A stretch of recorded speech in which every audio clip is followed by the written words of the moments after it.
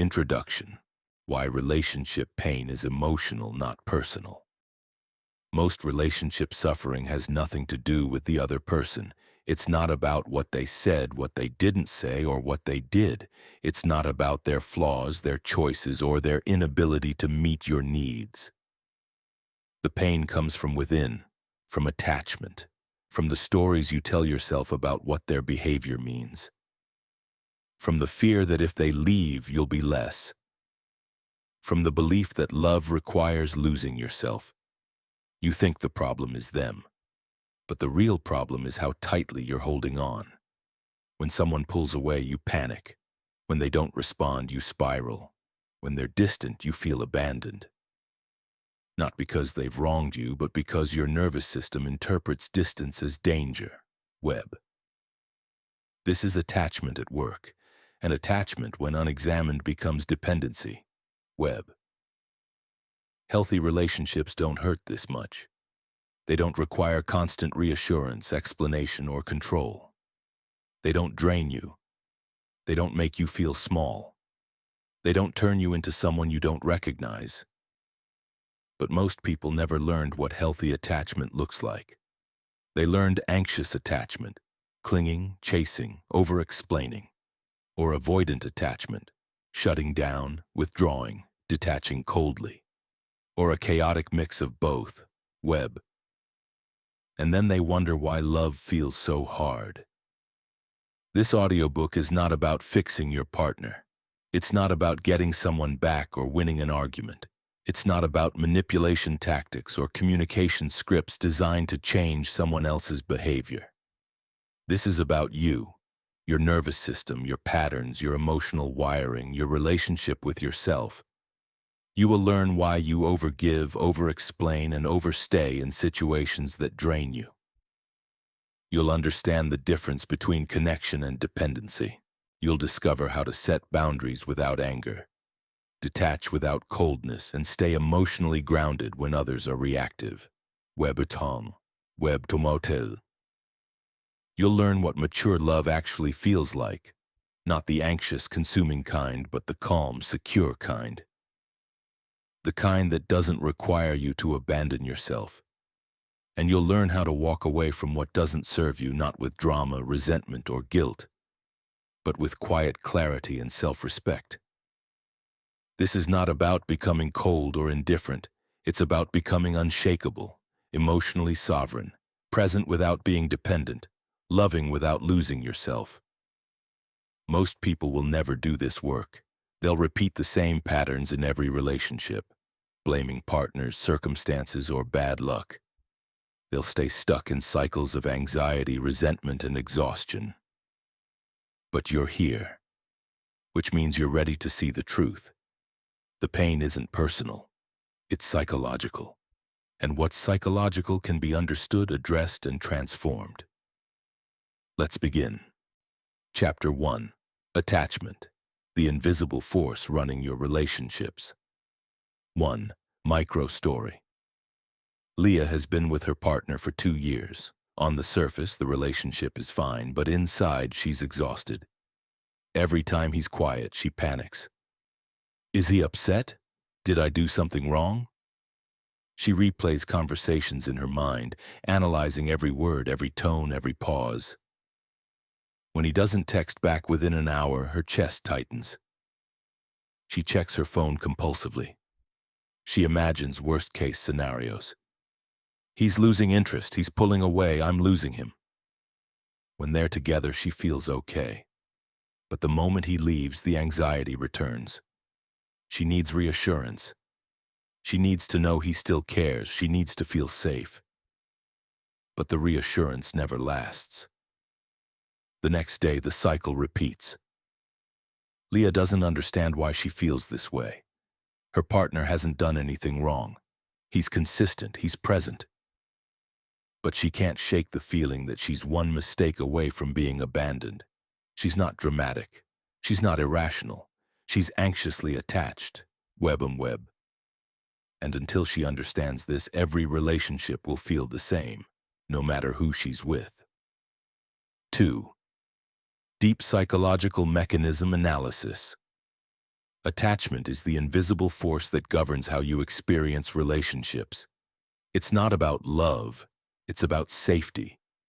And for most people, attachment patterns formed in childhood are still running the show in adulthood. Web. Here's how it works. Attachment as a survival system. As infants, we needed caregivers to survive. Our brains developed attachment behaviors, crying, clinging, seeking proximity, to ensure we stayed close to those who could protect us. When caregivers were responsive, we learned, I'm safe, I can trust, the world is reliable. When caregivers were inconsistent, dismissive, or absent, we learned, I'm not safe, I have to work hard to be loved, I might be abandoned. Web. These early experiences created internal working models, unconscious blueprints for how relationships work. These models shape how you perceive closeness, trust, and conflict for the rest of your life. Anxious attachment.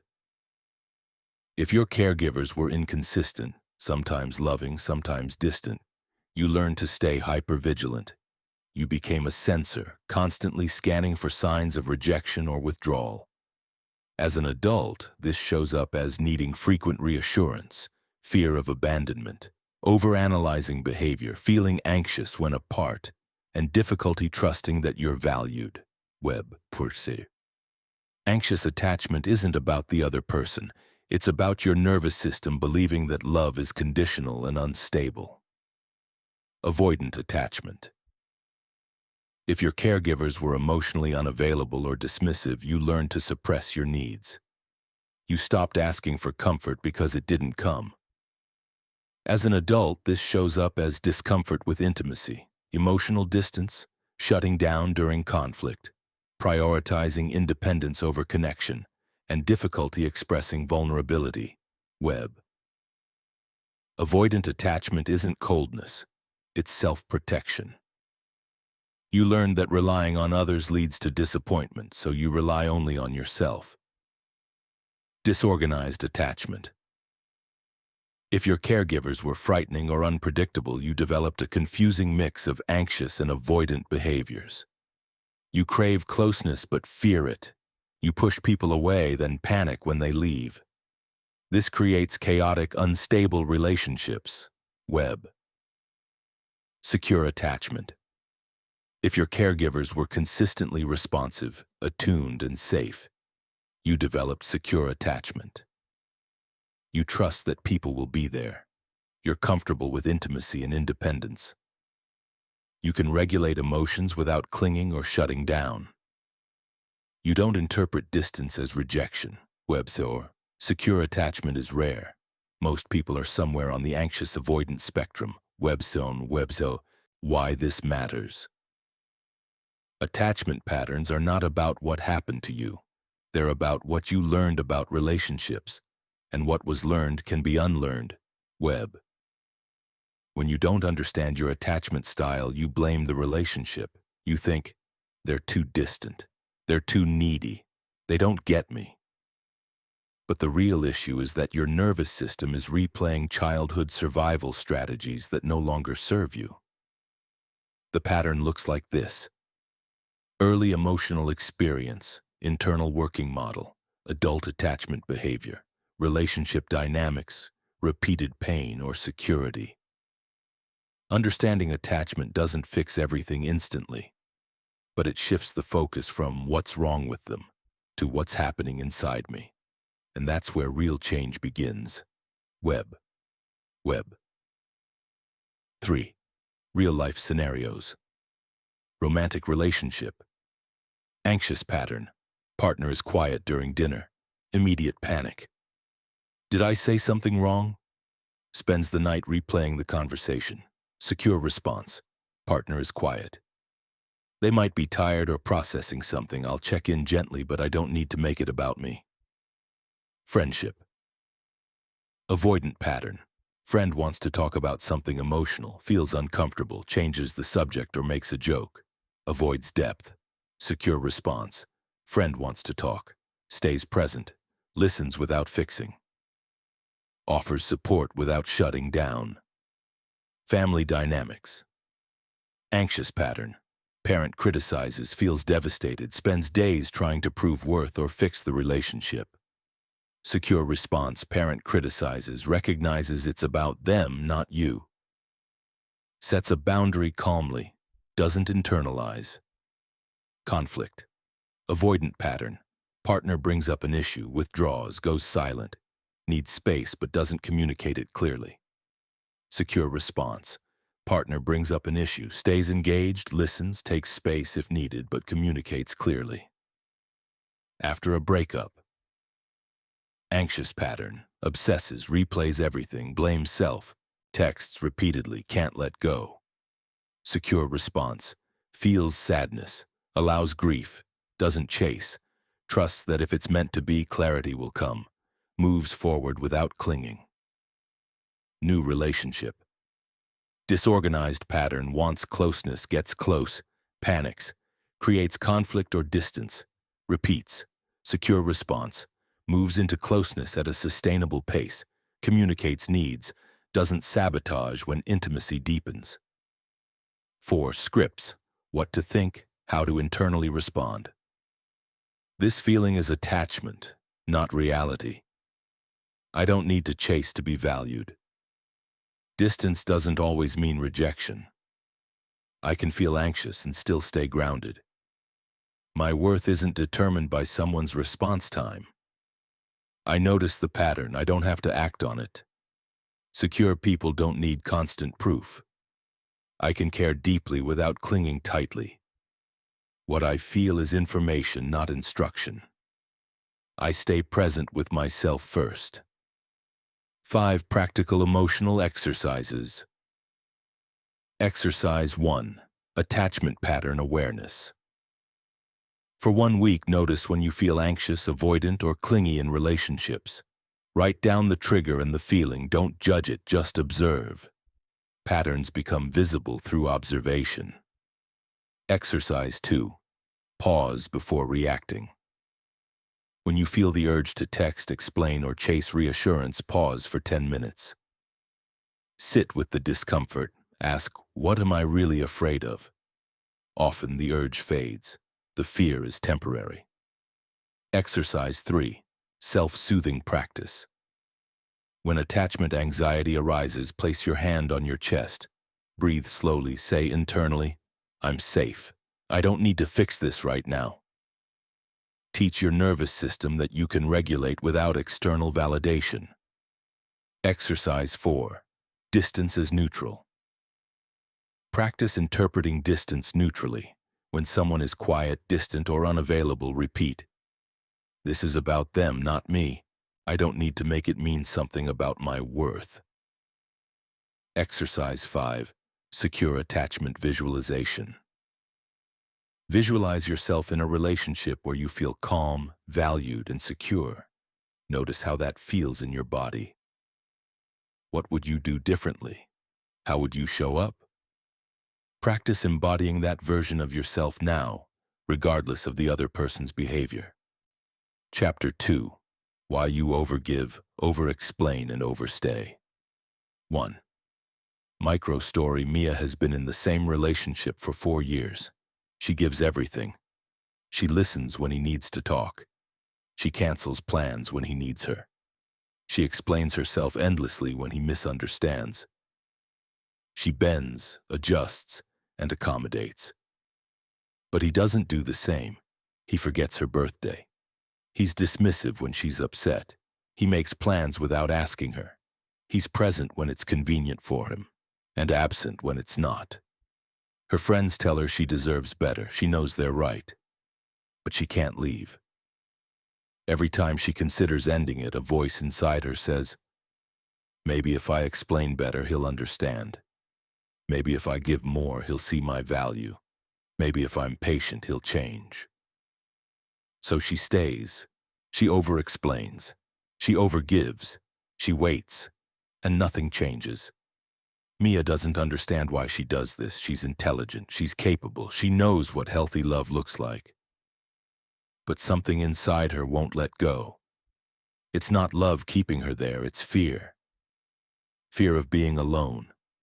Fear of being misunderstood. Fear that if she walks away, she'll prove she wasn't enough. Fear that leaving means failure. So she stays in a relationship that drains her, not because it's good, but because leaving feels impossible. This is what unexamined fear does. It keeps you tied to people and situations long after they've stopped serving you. 2. Deep psychological mechanism analysis. Overgiving, over-explaining, and overstaying are not signs of love or loyalty. They're symptoms of underlying fear. Fear of loss, fear of rejection, fear of being misunderstood, and fear of aloneness. Here's what's really happening beneath the surface. Fear of abandonment. If you grew up feeling that love was conditional or unstable, your nervous system developed a strategy. Work harder to be loved. Prove your worth. Don't give anyone a reason to leave. As an adult, this translates into overgiving, doing more than your share, sacrificing your needs, and staying in relationships that don't reciprocate. Web. You're not generous by nature. You're trying to prevent abandonment. Fear of being misunderstood. When someone misreads your intentions or misinterprets your words, it triggers deep anxiety. If they don't understand me, they'll reject me. So you explain. Then you explain again. You add context, justification, and reassurance. But the more you explain, the more defensive you seem. Over-explaining doesn't create understanding. It creates exhaustion. The truth is, people who want to understand you will. Those who don't, won't, no matter how many words you use.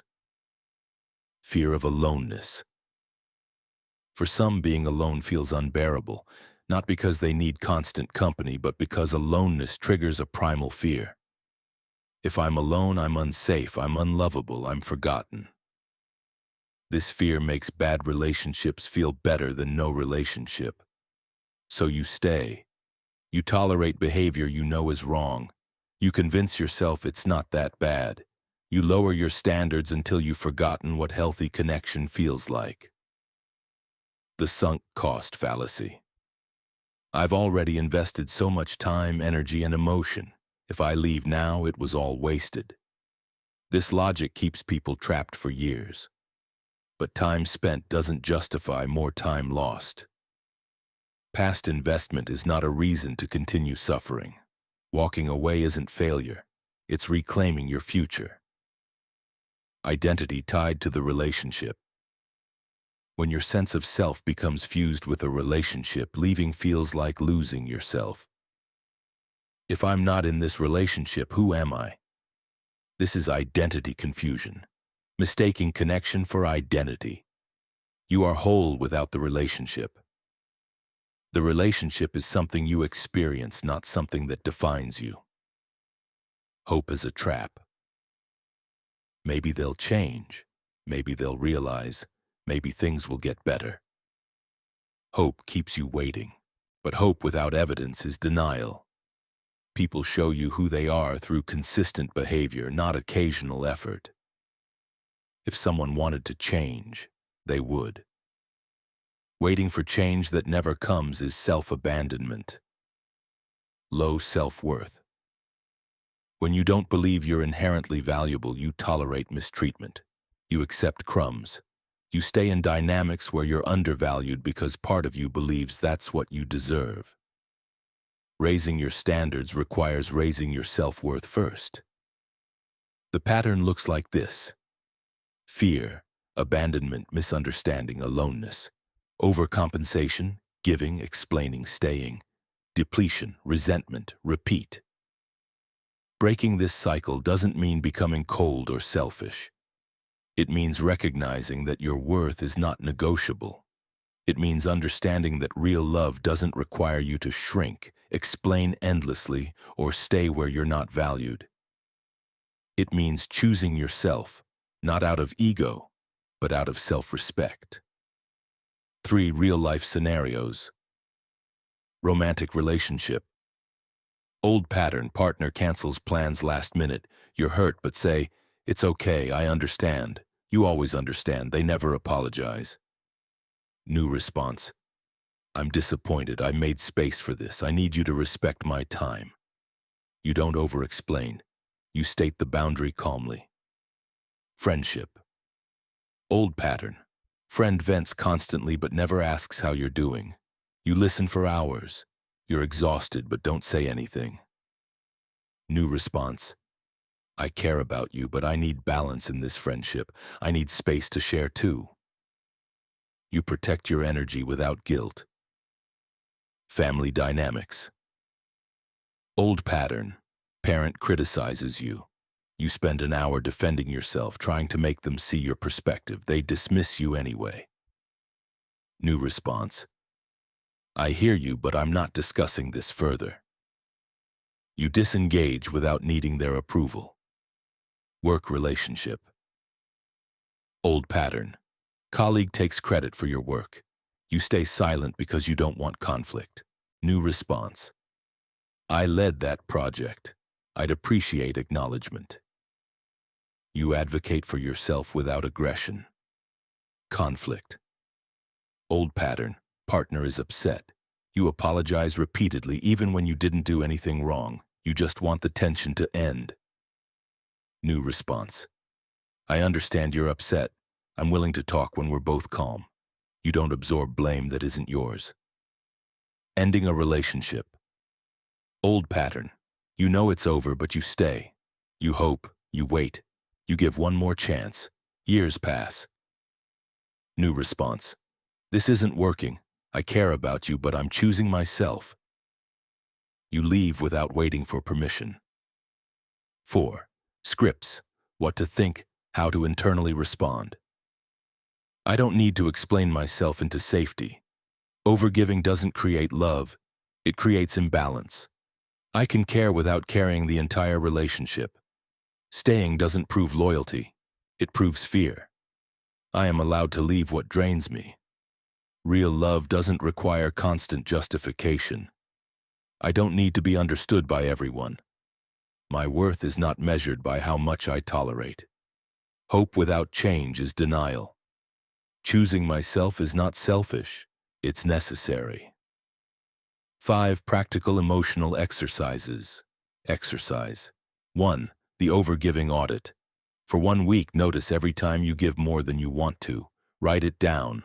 Ask, am I doing this from love or from fear? Fear-based giving creates resentment. Love-based giving feels clean.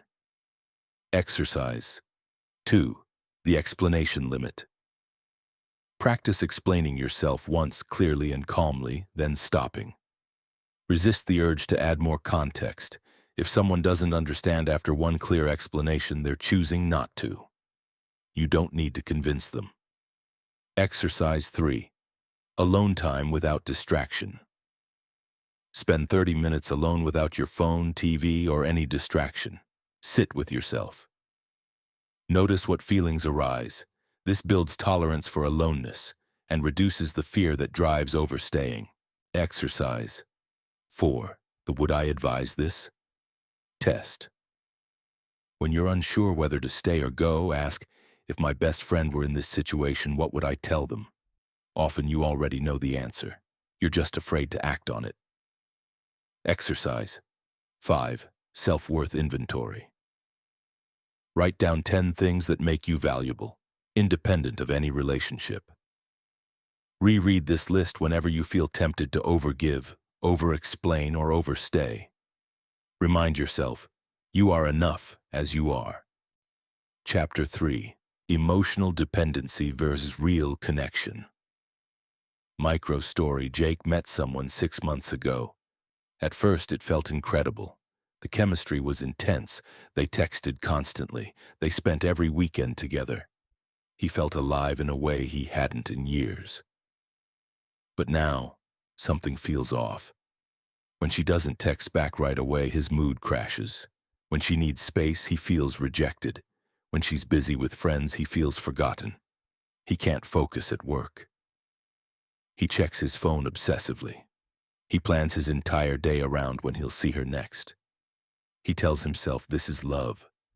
This is what it feels like to care deeply about someone. But his friends notice a change. He's anxious. He's distracted. He's stopped doing the things he used to enjoy. His entire emotional state revolves around her availability. One night she tells him she needs a weekend alone. He agrees, but inside he panics. He doesn't know what to do with himself. He feels empty. That's when he realizes he's not in a healthy relationship. He's dependent.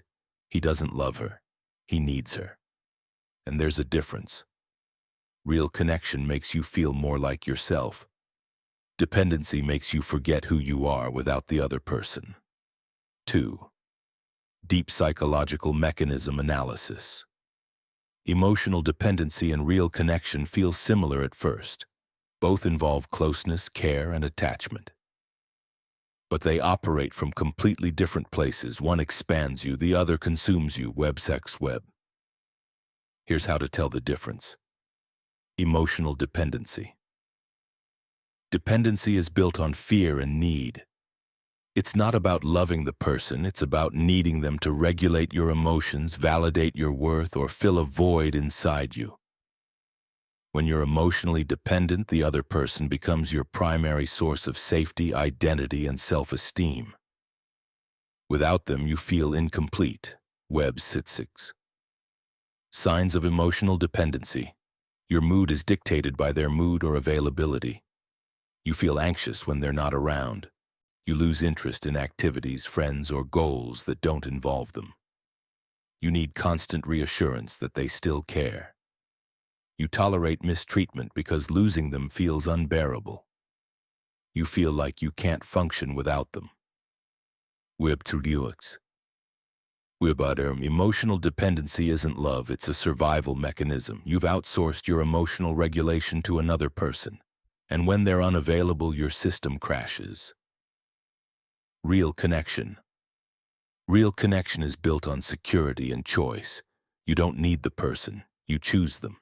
You enjoy their presence, but you don't collapse in their absence. Your sense of self remains intact whether they're close or distant. You can miss them without losing yourself. Web. Signs of real connection. You feel more like yourself when you're with them. You maintain your own interests, friendships, and goals. You can be apart without anxiety.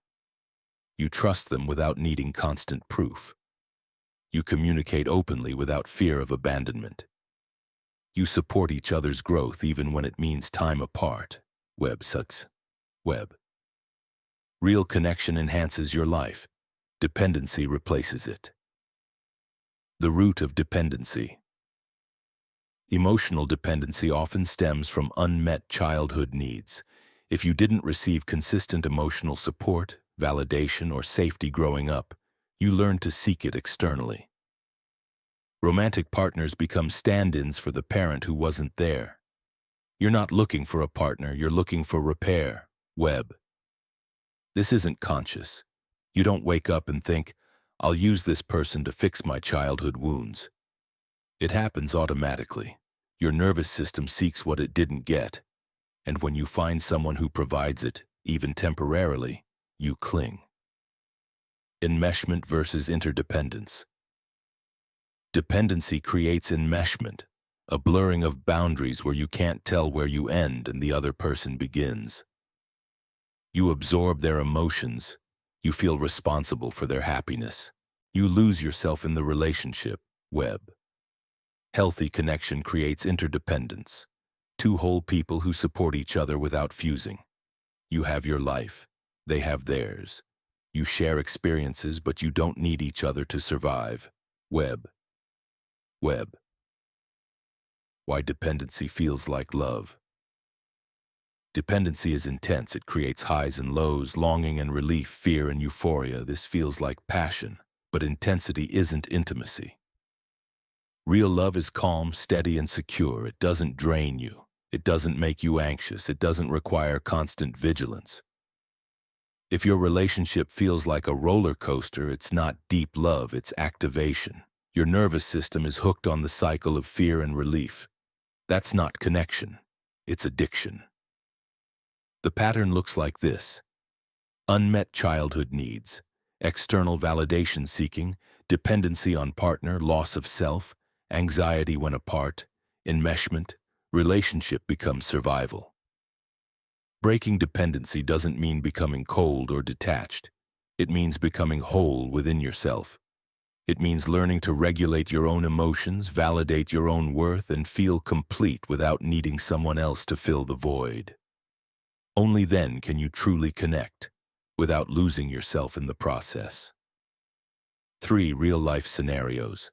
Healthy versus dependent reaction to distance. Dependent.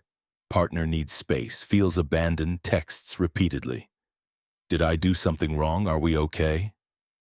Spirals. Healthy. Partner needs space. Okay, take the time you need. Uses the time for self-care, trusts the connection. Social life. Dependent stops seeing friends. Every plan revolves around partner. Identity merges into the relationship. Healthy. Maintains friendships and hobbies. Relationship is part of life, not all of it. Conflict. Dependent. Argument happens. Feels like the relationship is ending. Panics. Apologizes excessively even when not at fault. Healthy. Argument happens. Stays calm. Listens. Speaks truth without fear. Trusts the relationship can handle disagreement. Validation. Dependent. Needs constant affirmation. Do you still love me? Am I enough? Self-worth collapses without external reassurance. Healthy. Knows their worth, appreciates affirmation but doesn't require it to feel secure. Decision-making. Dependent. Can't make decisions without consulting partner. What do you think I should do? Loses autonomy. Healthy. Values partner's input but makes decisions independently. Maintains sense of self. Breakup. Dependent. Feels like dying. Can't imagine life without them. Identity shatters. Obsesses. Can't move forward. Healthy. Feels sadness and grief. Allows the pain. Processes. Eventually moves forward with clarity and wholeness. 4. Scripts. What to think. How to internally respond. I choose connection. I don't need it to survive. I am whole with or without this person. Missing someone doesn't mean I'm incomplete. I can love deeply without losing myself. My worth is not determined by their presence. Distance is part of healthy connection. I regulate my own emotions. I don't outsource that. Intensity is not the same as intimacy. I stay connected to myself first. Real love is calm, not chaotic. 5 practical emotional exercises. Exercise. 1 solo activity practice. Choose one activity you used to enjoy before the relationship. Do it alone. Notice any discomfort or guilt. Sit with it. Reclaim your autonomy. Exercise 2. Emotional self-regulation. Next time you feel anxious about the relationship, pause before reaching out. Breathe. Journal. Ask, what do I really need right now? Often it's self-soothing, not reassurance. Exercise 3. Identity inventory. Write down 10 things that define you outside of the relationship. Interests, values, strengths, goals. Reconnect with who you are independently. Exercise 4. Dependency versus connection. Check in. Ask yourself weekly, am I choosing this person or am I clinging out of fear? Honest reflection reveals the truth. Exercise 5. The 24-hour alone challenge.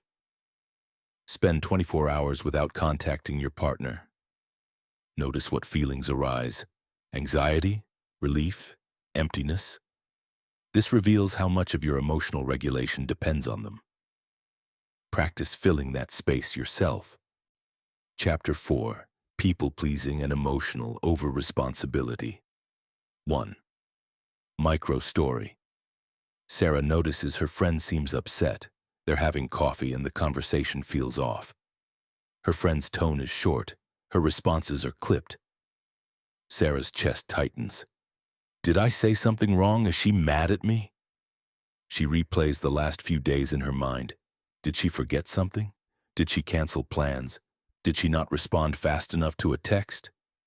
She can't focus on the conversation anymore. All she can think about is fixing whatever she broke.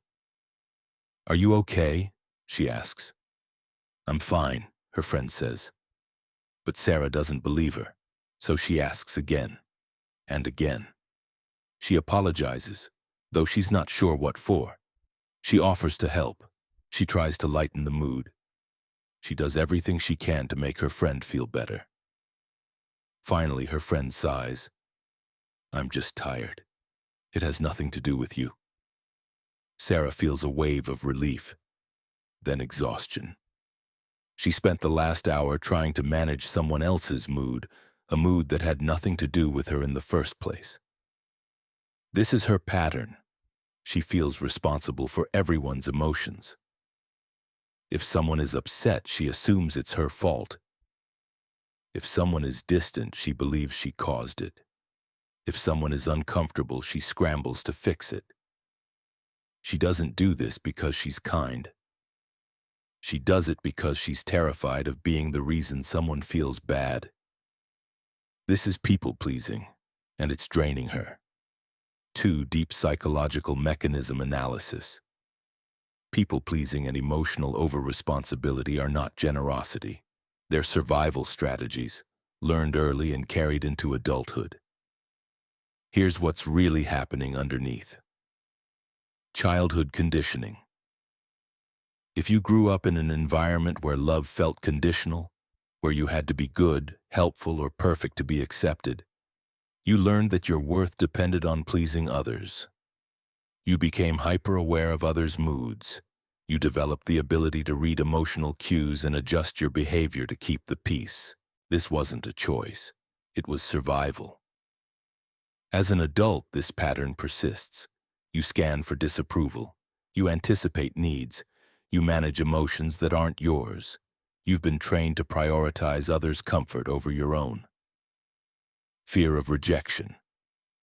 People-pleasers operate from a core fear. If I upset them, they'll leave.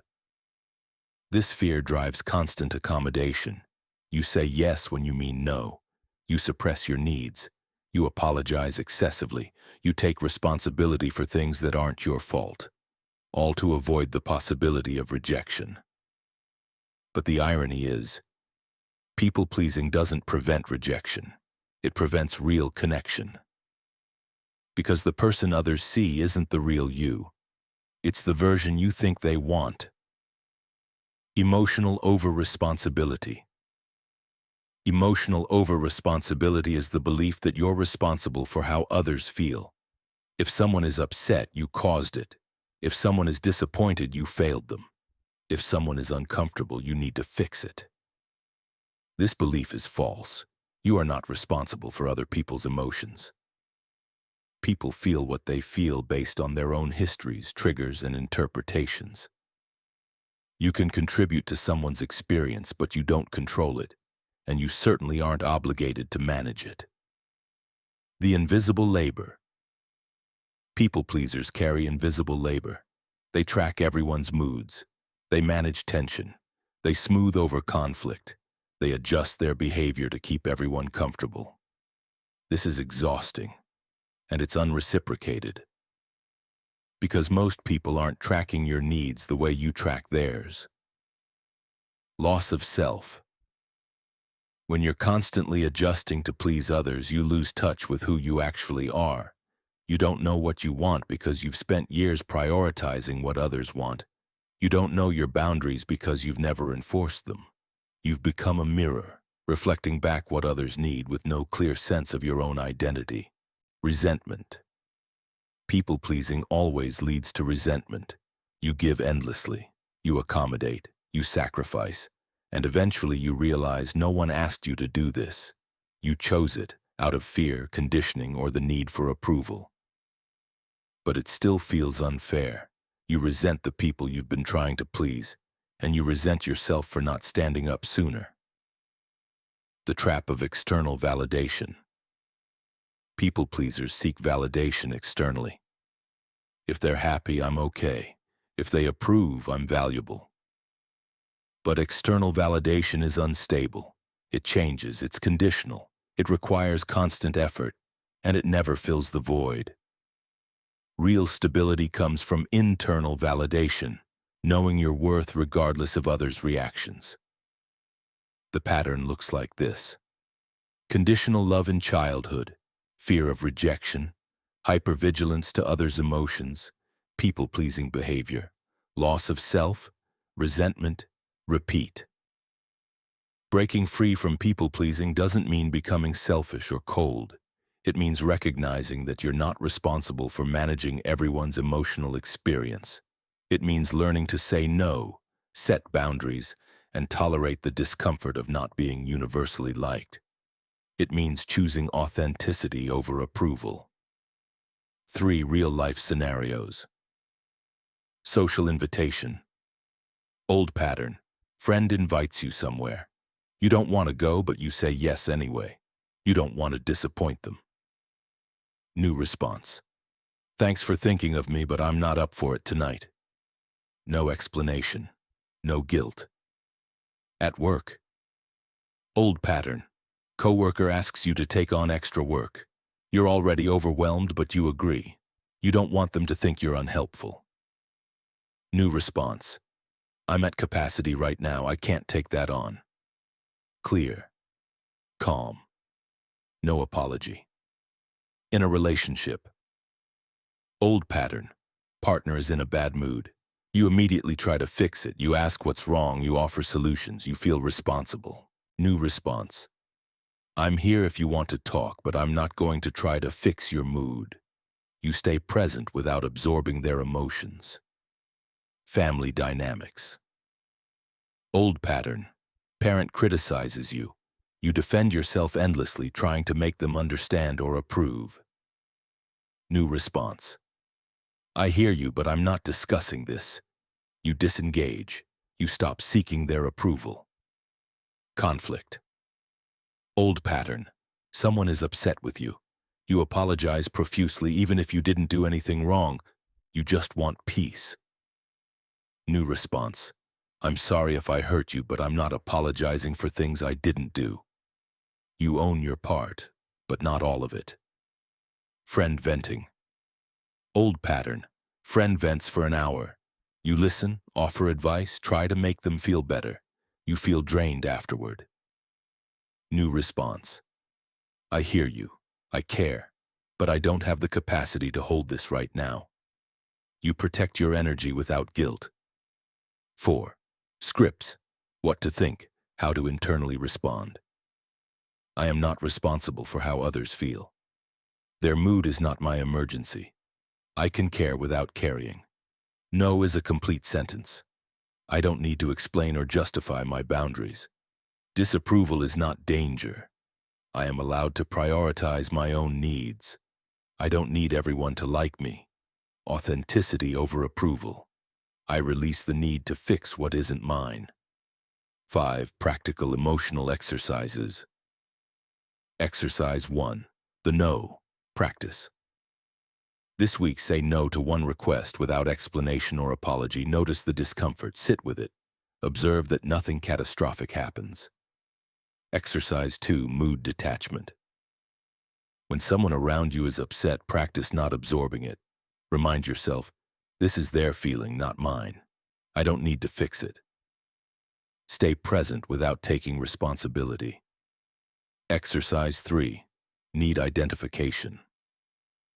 Every evening, ask yourself, what did I need today that I didn't express? Write it down. Over time, this reconnects you with your own needs, which have been buried under others. Exercise 4. The approval audit. Write down whose approval you're constantly seeking.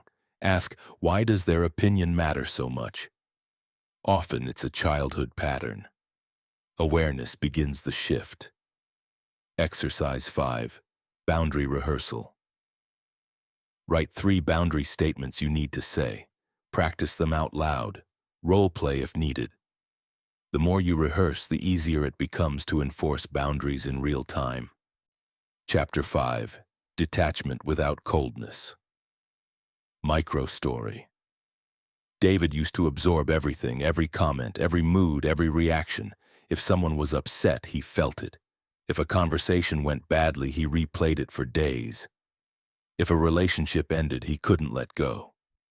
He was emotionally porous, everything touched him, everything stayed with him.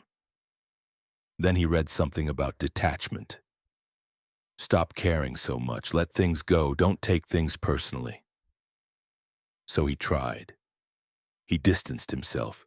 He stopped reaching out. He shut down when things got hard. He convinced himself this was strength, staying cool, unbothered, unaffected. But it didn't feel like strength. It felt like numbness. His friends noticed the change. You seem different. Are you okay? He wasn't. He thought detachment meant disconnection.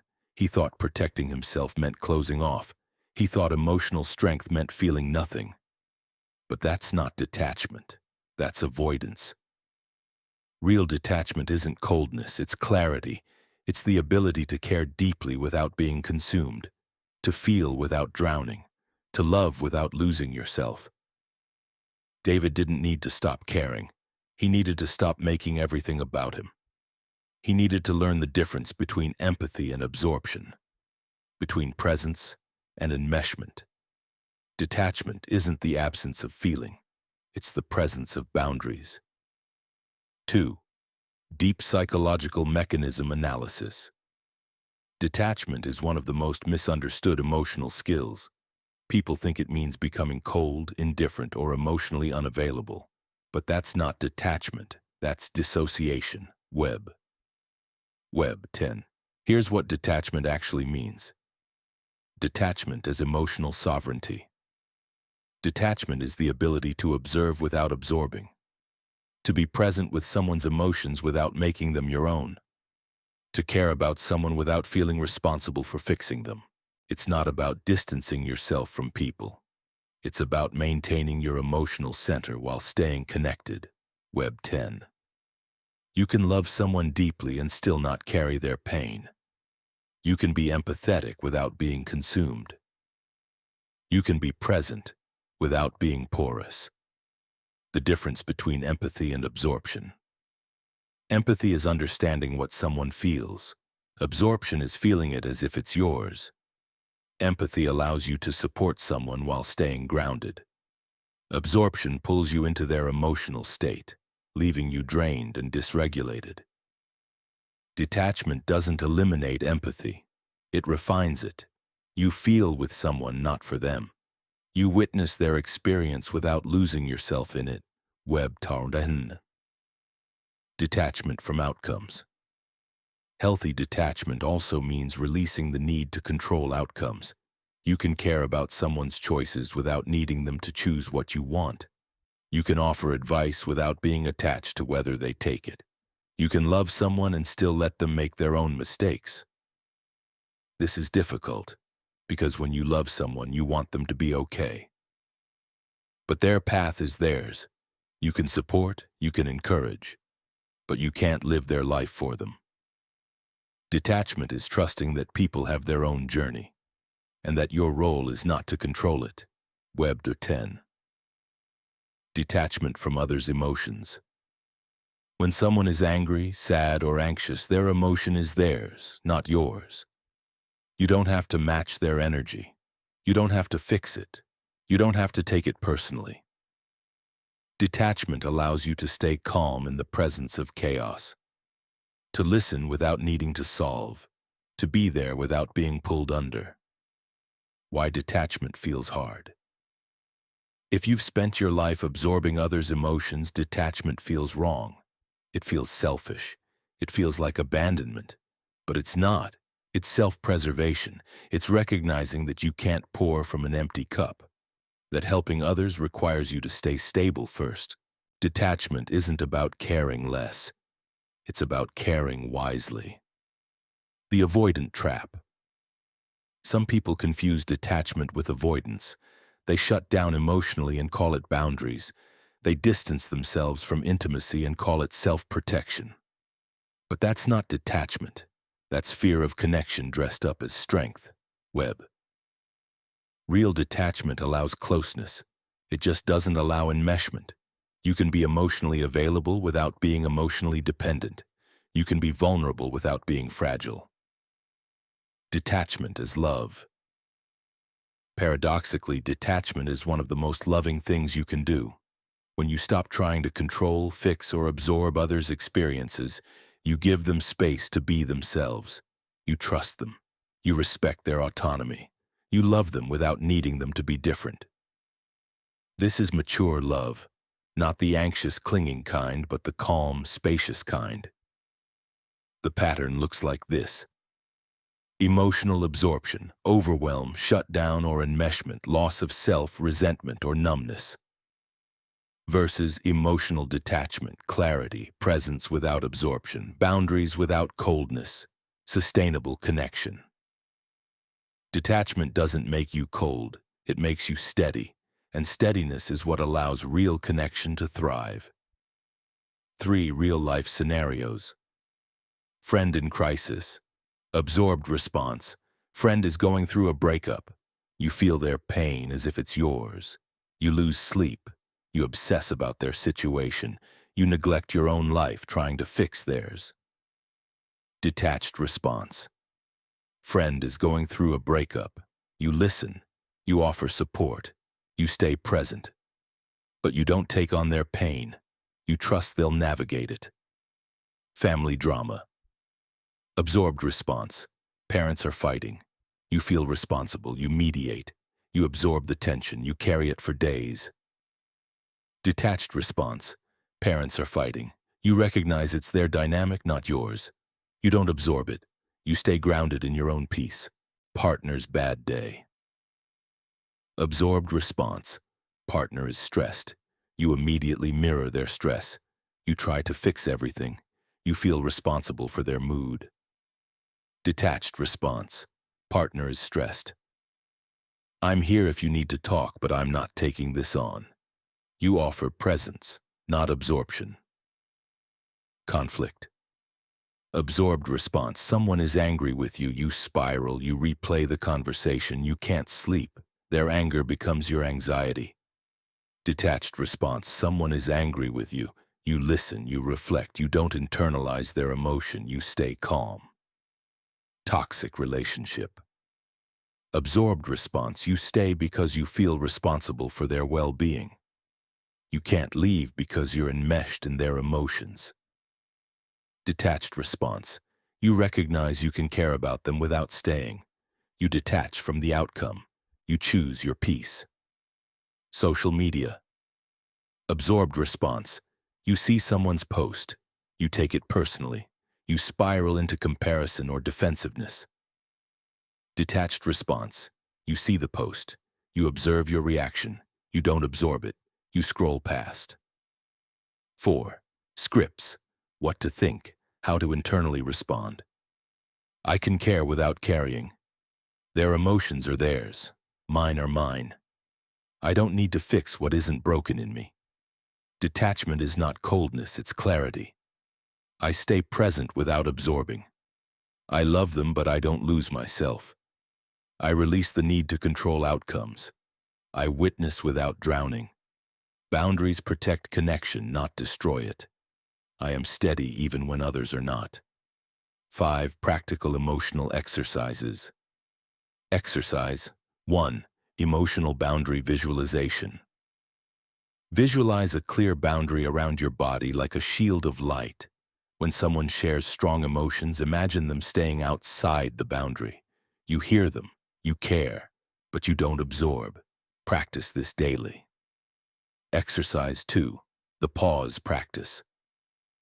When someone shares something heavy, pause before responding. Take a breath. Ask yourself, is this mine to carry? If not, offer presence without absorption. Exercise 3. Observe, don't absorb. In conversations, practice observing emotions as information, not as something you need to fix or take on. They're angry, that's their experience. I don't need to match it. Exercise 4. Detachment check-in. After emotionally charged interactions, ask, did I stay grounded or did I absorb their energy? Notice patterns. Adjust. Exercise 5. The Not My Circus Reminder. When you find yourself emotionally entangled in someone else's situation, repeat, not my circus, not my monkeys. This isn't dismissive. It's a reminder that you're not responsible for managing everyone's emotional experience. Chapter 6. Boundaries that don't require anger. 1. Micro story. Erin has always struggled with boundaries. She says yes when she means no. She tolerates behavior that bothers her. She lets people cross lines she'd rather protect. She's tried setting boundaries before, but the only way she could enforce them was through anger. She'd hold it in, hold it in, hold it in, then explode. She'd finally say what she needed, but only after she was furious. And then she'd feel guilty. I overreacted. I should have handled that better. So she'd apologize. She'd soften the boundary, and the cycle would repeat.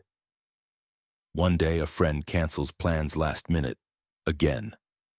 Erin feels the familiar frustration rising. But this time, she doesn't wait until she's angry. She texts back.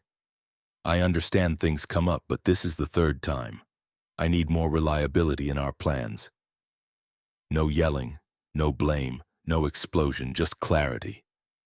Her friend apologizes and adjusts. The boundary holds. Erin realizes something. Boundaries don't need anger to be real. They just need to be stated, calmly, clearly, and without apology. Anger was never the boundary. It was the signal that she'd waited too long to set one. 2. Deep psychological mechanism analysis. Most people believe boundaries require anger, confrontation, or aggression. But that's not true. Boundaries are neutral. They're simply limits, lines that protect your well-being, energy, and peace. Anger only enters when boundaries are ignored or unexpressed for too long. Here's how to set boundaries without anger. Boundaries as self-respect. A boundary is not an attack. It's not a punishment. It's a statement of what you will and won't accept. It's self-respect in action. When you set a boundary, you're not controlling the other person. You're defining your own limits. Healthy boundaries sound like this. I need advance notice for plans. I don't discuss this topic. I'm not available after 9 p.m. Clear, calm, non-negotiable. Why anger shows up. Anger appears when boundaries are violated repeatedly, or when you've suppressed your needs for so long that frustration builds into rage. Anger isn't the problem. It's the alarm. It's your system saying, you've tolerated too much. You've ignored yourself too long. If you only set boundaries when you're angry, people experience your boundaries as attacks. They don't see the calm request, they see the explosion, and they resist.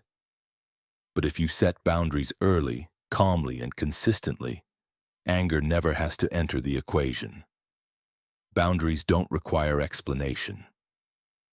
One of the biggest mistakes people make is over-explaining their boundaries. I can't do this because, and also, and I hope you understand. No. A boundary is not a negotiation. It's a statement. You don't need to justify it. You don't need permission. You don't need the other person to agree. I'm not available is enough. That doesn't work for me is enough. I need space is enough. The more you explain, the more you invite pushback. Boundaries that require justification aren't really boundaries. They're requests. Tone matters more than words. You can say the exact same words in 2 different tones and get completely different reactions. I need you to stop doing that, said with anger, feels like an accusation. Said with calm clarity, it's just information. Practice neutral tone. Practice stating your boundary like you're sharing a fact. No defensiveness, no aggression, just truth. Boundaries are enforced through action, not repetition. If you set a boundary and someone crosses it again, Don't repeat the boundary louder. Enforce it. Follow through. If someone keeps canceling plans, stop making plans with them. If someone keeps interrupting, end the conversation. If someone keeps disrespecting your time, stop giving them access to it. Boundaries without consequences are suggestions. Real boundaries have follow-through. The guilt trap. Many people feel guilty setting boundaries, especially with people they care about. I don't want to hurt them. I don't want to seem selfish. But boundaries aren't selfish. They're necessary. You can't maintain healthy relationships without them. And people who respect you will respect your boundaries. Those who don't show you who they are. Guilt often shows up because you're conditioned to prioritize others' comfort over your own. But protecting your peace is not cruelty. It's self-care. Boundaries for different relationships. Not all boundaries look the same. With close relationships, boundaries might be softer, more flexible. With toxic or draining relationships, boundaries might be firm, even rigid. Adjust based on context, but always protect your core needs. Always honor yourself. The pattern looks like this. Unexpressed needs, toleration, resentment, explosion, guilt, cycle repeats. Versus early boundary statement, calm enforcement, respect or distance, peace maintained. Boundaries don't need anger. They need clarity, consistency, and the courage to enforce them calmly. 3 real-life scenarios. Work boundary. Without anger, coworker asks you to cover their shift again. I can't, I have plans. No explanation, no guilt. With anger, you've covered 5 times. You finally snap. I'm not doing this anymore. They're shocked. You feel bad. Romantic relationship. Without anger, partner interrupts you mid-sentence. Again. I need you to let me finish. Calm, clear. With anger, you bottle it up. Then one day you explode. You never listen. The issue gets lost in the emotion. Family boundary. Without anger, parent asks intrusive questions. I'm not discussing that. Repeat as needed. No justification. With anger, you tolerate it for years, then blow up. Family is hurt. You're exhausted. Friendship. Without anger, friend vents constantly but never reciprocates. I need balance. I need space to share too. With anger, you ghost them. They don't understand why. The friendship ends messily. Social plans. Without anger, someone always changes plans last minute. I need more consistency. If you're not sure, let me know up front. With anger, you finally yell. You're so unreliable. They get defensive. Nothing changes. Time boundary. Without anger, someone calls late at night. You don't answer. You text the next day. I'm not available after 9 p.m. Done. With anger, you answer every time, resentful. One night you snap. Stop calling me so late. They're confused. 4. Scripts. What to think, how to internally respond. I don't need anger to protect myself. My boundary is calm, clear, and non-negotiable. I don't owe anyone an explanation. Boundaries are self-respect, not selfishness. I state my needs early, not after resentment builds. I enforce through action, not repetition. I don't need their approval to protect my peace. Guilt is not a reason to abandon my limits. Calm boundaries are more effective than angry ones. I honor myself by setting limits before I break. 5. Practical emotional exercises. Exercise 1. Early boundary practice. This week, set one boundary before you're upset. Notice how much easier it is to state calmly when you haven't been stewing in resentment. Exercise 2. Script your boundaries.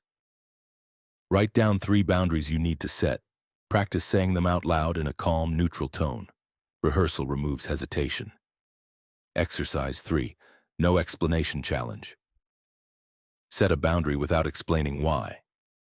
I'm not available. That doesn't work for me. Notice the urge to justify. Resist it. Exercise 4. Enforcement plan. Choose one boundary you've stated but not enforced. Write down what you'll do if it's crossed again. Follow through. Exercise 5. Guilt release ritual. When guilt arises after setting a boundary, pause. Ask, did I protect my peace or harm someone intentionally? If you protected yourself, release the guilt.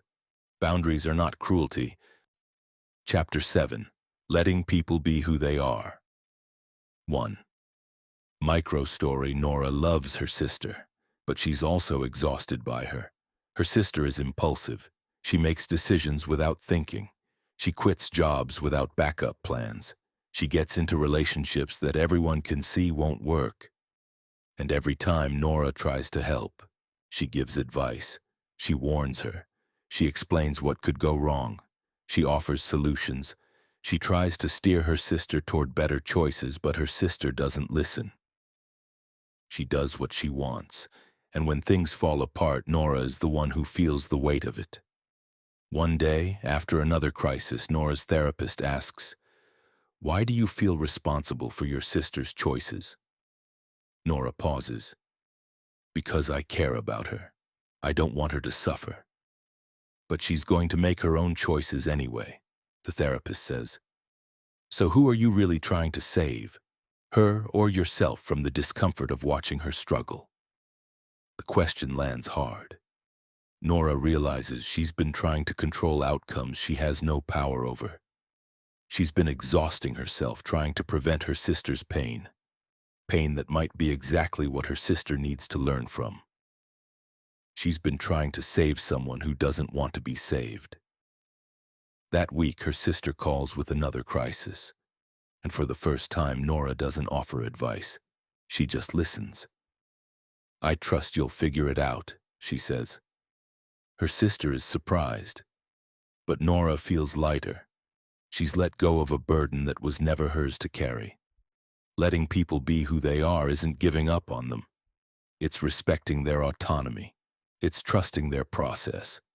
It's releasing the illusion that you can control anyone other than yourself. 2. Deep psychological mechanism analysis. Letting people be who they are is one of the hardest emotional skills to master. Because when you care about someone, you want them to be okay. You want them to make good choices. You want to protect them from pain, but you can't. And trying to control others, even with good intentions, creates suffering for both of you. Here's what's really happening when you try to change people. The illusion of control. You believe that if you say the right thing, give the right advice, or push hard enough, the person will change. But people only change when they're ready, not when you want them to, not when it makes sense, when they're ready. Your efforts to control are not only futile, they're often counterproductive. The more you push, the more they resist. The more you try to fix, the more they dig in. Projection of your own fear. Often the discomfort you feel watching someone make poor choices is not about them, it's about you. You can't tolerate the uncertainty. You can't sit with the possibility that they might fail, suffer, or struggle, so you intervene, not for them, but to manage your own anxiety. You're soothing yourself by trying to control their outcome. But their journey is not about your comfort, and your need for control is not their responsibility. Respecting autonomy. Every person has the right to make their own choices, even bad ones, even choices that hurt them, even choices you can see won't work. Respecting autonomy means accepting that their life is theirs to live. You can offer perspective, you can share concern, but you cannot live their life for them, and you cannot protect them from every consequence. Sometimes consequences are the teacher, and by intervening you rob them of the lesson. The savior complex. Some people are addicted to fixing others. It gives them purpose. It makes them feel needed. But this dynamic is codependent. You're not helping, you're enabling. You're keeping them dependent on your guidance instead of trusting their ability to navigate their own life. Real support isn't rescuing, It's witnessing. It's believing in someone's capacity to handle their own challenges, even when they stumble. Boundaries around advice. Unsolicited advice is rarely received well. It often feels like judgment, control, or superiority. If someone wants your input, they'll ask. If they don't ask, assume they don't want it. You can express care without giving advice. "I'm here if you need me" is more supportive than "here's what you should do." Letting go without abandoning. Letting people be who they are doesn't mean you stop caring. It doesn't mean you walk away. It means you stay present without trying to control the outcome. You can love someone and still let them make mistakes. You can support someone and still refuse to carry their consequences. You can be there without taking over. The peace and acceptance. When you stop trying to change people, something shifts. The tension dissolves, the frustration fades. You're no longer exhausted by their choices because you've released the illusion that their choices are yours to manage. Acceptance is not approval. It's not agreement. It's simply the recognition that people are who they are, and your resistance doesn't change that. The pattern looks like this: fear of their pain, attempt to control, resistance or resentment, frustration, exhaustion, repeat. Versus acceptance of their autonomy, presence without control, peace, trust in their process, freedom for both. Letting people be who they are is an act of love, not the anxious, controlling kind, but the spacious, trusting kind. The kind that says, "I believe in you enough to let you find your own way." 3. Real-life scenarios. Friend making poor choices. Controlling response, constantly giving advice. "You should do this, you need to stop that." Frustrated when they don't listen. Letting go response. "I see you're going through something. I'm here if you want to talk, but I trust you'll figure it out." Family members' lifestyle. Controlling response. Criticizing their choices, trying to convince them to change, feeling responsible for their decisions. Letting go response. "I don't agree with your choices, but they're yours to make. I love you regardless." Partner's habits. Controlling response. Nagging. "Why do you always?" Trying to fix or change them. Letting go response. "This is who you are. I can accept it or I can't, but I won't try to change you." Adult-child's path. Controlling response. Pushing them toward a career, relationship, or life path you think is best. Feeling disappointed when they choose differently. Letting go response. "This is your life. I trust you to make your own decisions. I'm here to support, not dictate." Conflict. Controlling response. Trying to make them see your perspective. Arguing until they agree. Needing them to admit you're right. Letting go response. "We see this differently. That's okay. I don't need you to agree with me." Watching someone struggle. Controlling response, jumping in to fix, offering unsolicited solutions, taking over their problem.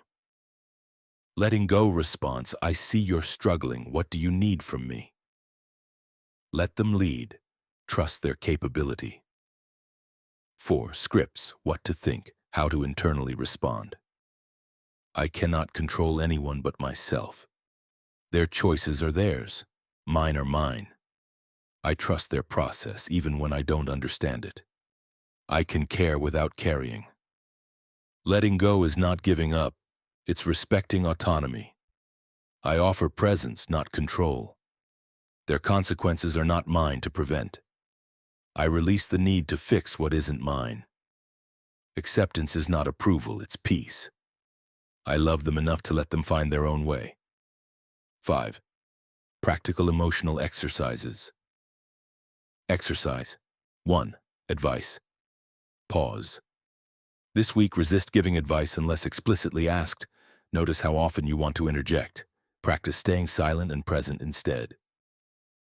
Exercise 2. Control inventory. List 3 people or situations where you're trying to control outcomes. Ask, what am I really afraid of? Address your fear instead of controlling them. Exercise. 3. The witnessing practice. When someone shares a problem, practice witnessing without fixing. Listen, reflect, ask, what do you need from me? Don't assume it's advice. Exercise 4. Release ritual. Write down the name of someone you've been trying to change.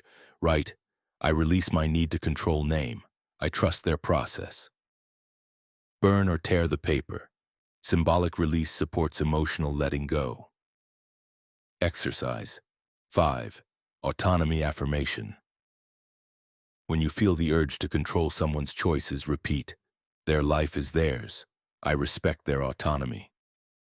Practice until it feels true. Chapter 8. Staying calm when others are reactive. 1. Micro story. Ben is in a meeting. His manager is upset. A project didn't go as planned, and now the manager is raising his voice, blaming the team, pacing the room. Ben feels his chest tighten, his heart rate spikes. He wants to defend himself, he wants to explain, he wants to match the energy and push back. But he doesn't. He takes a slow breath. He stays seated. He keeps his voice even. I understand you're frustrated, he says calmly. Let's talk through what happened and how we can fix it. The manager pauses. The energy in the room shifts. The tension doesn't disappear, but it no longer escalates. After the meeting, a coworker asks, how did you stay so calm? I was panicking. Ben shrugs. I used to react, it never helped. I learned that someone's chaos doesn't have to become mine. This didn't come naturally to Ben. For years he was reactive. If someone raised their voice, he raised his. If someone was angry, he got defensive. If someone panicked, he panicked. But over time, he realized matching someone's reactivity doesn't de-escalate. It amplifies. And the person who stays calm holds the power. Not the aggressive kind, but the grounded kind. Staying calm when others are reactive isn't about suppression. It's about sovereignty. It's about refusing to let someone else's emotional state dictate yours. 2. Deep psychological mechanism analysis. Staying calm in the presence of reactivity is emotional mastery. It's not natural, it's learned, and it's one of the most powerful relational skills you can develop. Here's what's happening beneath the surface. Emotional contagion. Emotions are contagious. When someone is angry, anxious, or chaotic, their nervous system sends signals, tone, body language, facial expressions. Your nervous system picks up on these signals and mirrors them. This is emotional contagion. It's automatic, evolutionary, designed to keep groups synchronized. But just because it's automatic doesn't mean you have to follow it. You can notice the pull toward reactivity and choose not to engage. Reactivity as a hook. When someone is reactive, they're often trying, consciously or not, to pull you into their emotional state. Misery seeks company, chaos seeks validation, anger seeks a target. If you react, you've taken the hook. You're now in their storm. But if you stay calm, you refuse the invitation. You stay anchored. And often, your calm becomes the anchor for them too. The nervous system response. Reactivity activates the sympathetic nervous system, fight or flight. Your body prepares for conflict. Adrenaline spikes. Rational thinking shuts down. You're in survival mode. Staying calm requires engaging the parasympathetic nervous system. Rest and digest. This is the system that regulates, soothes, and grounds. You access it through breath, body awareness, and intentional pause. When you stay calm, you signal to your nervous system, there's no threat here, I'm safe. And when your system believes that, you can respond instead of react. Response versus reaction. A reaction is automatic, emotional, and often regrettable. A response is intentional, measured, and aligned with your values. Reactivity says, you're yelling, so I'll yell. Response says, you're yelling, I'm staying calm. Reactivity hands your power to the other person. Response keeps it with you. The power of neutral tone. Tone is everything. You can say the exact same sentence in two ways and create completely different outcomes. I hear you, said with sarcasm, escalates. I hear you, said with genuine calm, de-escalates. Practice neutral, steady tone. Not cold, not robotic, just calm. It communicates, I'm here, I'm present, but I'm not taking on your chaos. Not taking it personally. Reactivity is rarely about you. It's about the other person's stress, fear, unmet needs, or unprocessed emotions. When you take it personally, you react. When you see it as their experience, you can stay detached. This doesn't mean you tolerate abuse. It means you don't internalize someone else's emotional dysregulation. Boundaries. During reactivity, staying calm doesn't mean staying in the room. If someone is abusive, aggressive, or escalating, you can leave. I'm happy to continue this conversation when we're both calm is a boundary, not a retreat. You don't have to absorb someone's reactivity to prove you care. You can care and still protect yourself. Modeling calm. When you stay calm, you model regulation. You show that it's possible to navigate conflict without chaos. Over time, people around you either match your calm or they leave. Either way, you win. The pattern looks like this. Someone is reactive. You mirror their energy. Conflict escalates. Regret. Repeat. Versus someone is reactive. You stay calm. Conflict de-escalates or you disengage. Peace maintained. Staying calm when others are reactive is not weakness. It's mastery. It's refusing to be pulled into emotional chaos. It's staying sovereign in your own nervous system, regardless of what's happening around you.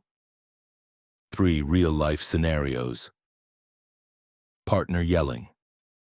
Reactive response yells back, "Don't talk to me like that." Argument spirals. Calm response breathes, stays quiet, waits for them to finish. Then, "I'm willing to talk when we're both calm." Parent criticizing. Reactive response gets defensive. "You never appreciate me." Emotional explosion. Calm response, "I hear you, I see it differently." Doesn't engage in the argument. Stays neutral. Coworker panicking.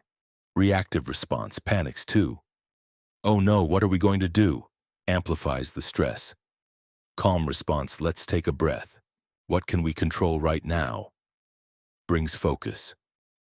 Friend venting intensely. Reactive response takes on their emotion, feels overwhelmed, starts problem-solving frantically. Calm response listens, stays grounded. "I'm here. I'm listening, but I'm not taking this on." Child tantrum. Reactive response matches the energy, yells, "Stop it right now!" Chaos increases. Calm response stays calm, kneels down, speaks softly. "I see you're upset. I'm here when you're ready to talk." Online conflict.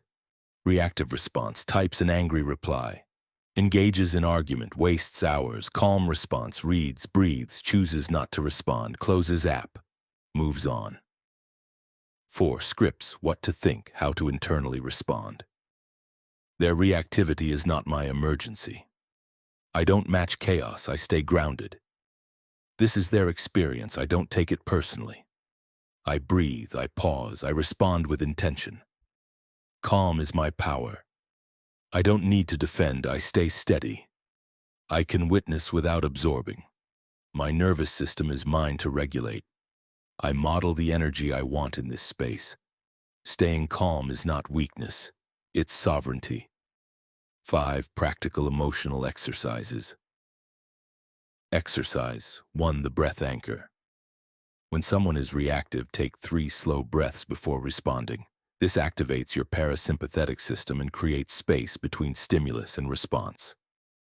Exercise 2. Neutral tone practice. Record yourself saying common phrases in different tones: defensive, angry, calm. Listen. Notice how tone changes meaning. Practice calm until it's automatic. Exercise 3, the pause button. When you feel the urge to react, visualize a pause button. Press it mentally. Count to 5. Then choose your response consciously. Exercise 4, detachment reminder. When someone is escalating, silently repeat, "This is their storm, not mine." It reminds you not to take on their emotional state. Exercise 5, post-interaction reflection. After a reactive interaction, journal. What triggered me? Did I stay calm or react? What would I do differently? Self-awareness improves regulation over time. Chapter 9. Love without anxiety or self-betrayal. 1. Micro-story. Claire met someone. For the first time in years, she felt hopeful. He was kind, thoughtful, and consistent. The relationship felt healthy. But as things deepened, something inside her shifted. She started second-guessing herself. Did I say the wrong thing? Was I too much? Should I have responded differently? She analyzed every text. She shaped herself to match what she thought he wanted. She stopped expressing needs because she didn't want to seem difficult. One evening he asked, "Are you okay? You seem distant." She smiled. "I'm fine." But she wasn't. She'd been so focused on not losing him that she'd lost herself. That night she sat with the discomfort. She asked herself the question she'd been avoiding. If I have to shrink to keep this relationship, is it worth keeping? The answer was clear. No. The next day she told him the truth. "I've been pretending. I've been so afraid of messing this up that I stopped being myself." He looked at her. "I don't want the version of you that you think I want. I want the real one." That moment changed everything for Claire. She realized real love doesn't require self-abandonment. It doesn't ask you to shrink, perform, or hide. It doesn't punish honesty. It doesn't thrive on anxiety. Real love is calm, it's spacious. It allows you to be fully yourself, without fear of rejection. And if a relationship doesn't allow that, it's not love. It's compromise dressed up as connection. 2. Deep psychological mechanism analysis. Most people confuse anxiety with love. They think the nervousness, the constant checking, the fear of losing someone, that's passion, that's intensity, that's proof they care deeply. But it's not love. It's attachment anxiety. And it creates relationships built on fear, not connection. Here's what love without anxiety looks like, and how to build it. Secure love is calm. When love is secure, it doesn't spike your nervous system. It doesn't send you into panic when your partner is quiet. It doesn't make you obsess over every interaction. Secure love feels steady, grounded, safe. This doesn't mean boring. It means you're not in constant survival mode. You're present. You trust. You're not waiting for the other shoe to drop. Anxious love is hypervigilance. Anxious love keeps you scanning for signs of rejection. Did their tone change? Did they pull away? Are they losing interest? You're constantly monitoring, adjusting, and people-pleasing to prevent abandonment. This is exhausting, and it's not sustainable. Because you can't control another person's feelings. You can't prevent loss through vigilance. You can only drain yourself trying. Self-betrayal in relationships. Self-betrayal happens when you abandon your own needs, values, or truth to keep someone close. You agree when you want to say no. You suppress emotions to avoid conflict. You become who you think they want instead of who you are. Self-betrayal feels like safety in the moment. If I just adjust, they'll stay. But over time, it erodes you. You become a shell, and the relationship becomes hollow because it's not built on truth. The difference between compromise and self-abandonment. Compromise is mutual. Both people adjust. Both people meet in the middle. Self-abandonment is one-sided. You give up pieces of yourself while the other person stays unchanged. Healthy relationships involve compromise. Unhealthy ones demand self-betrayal.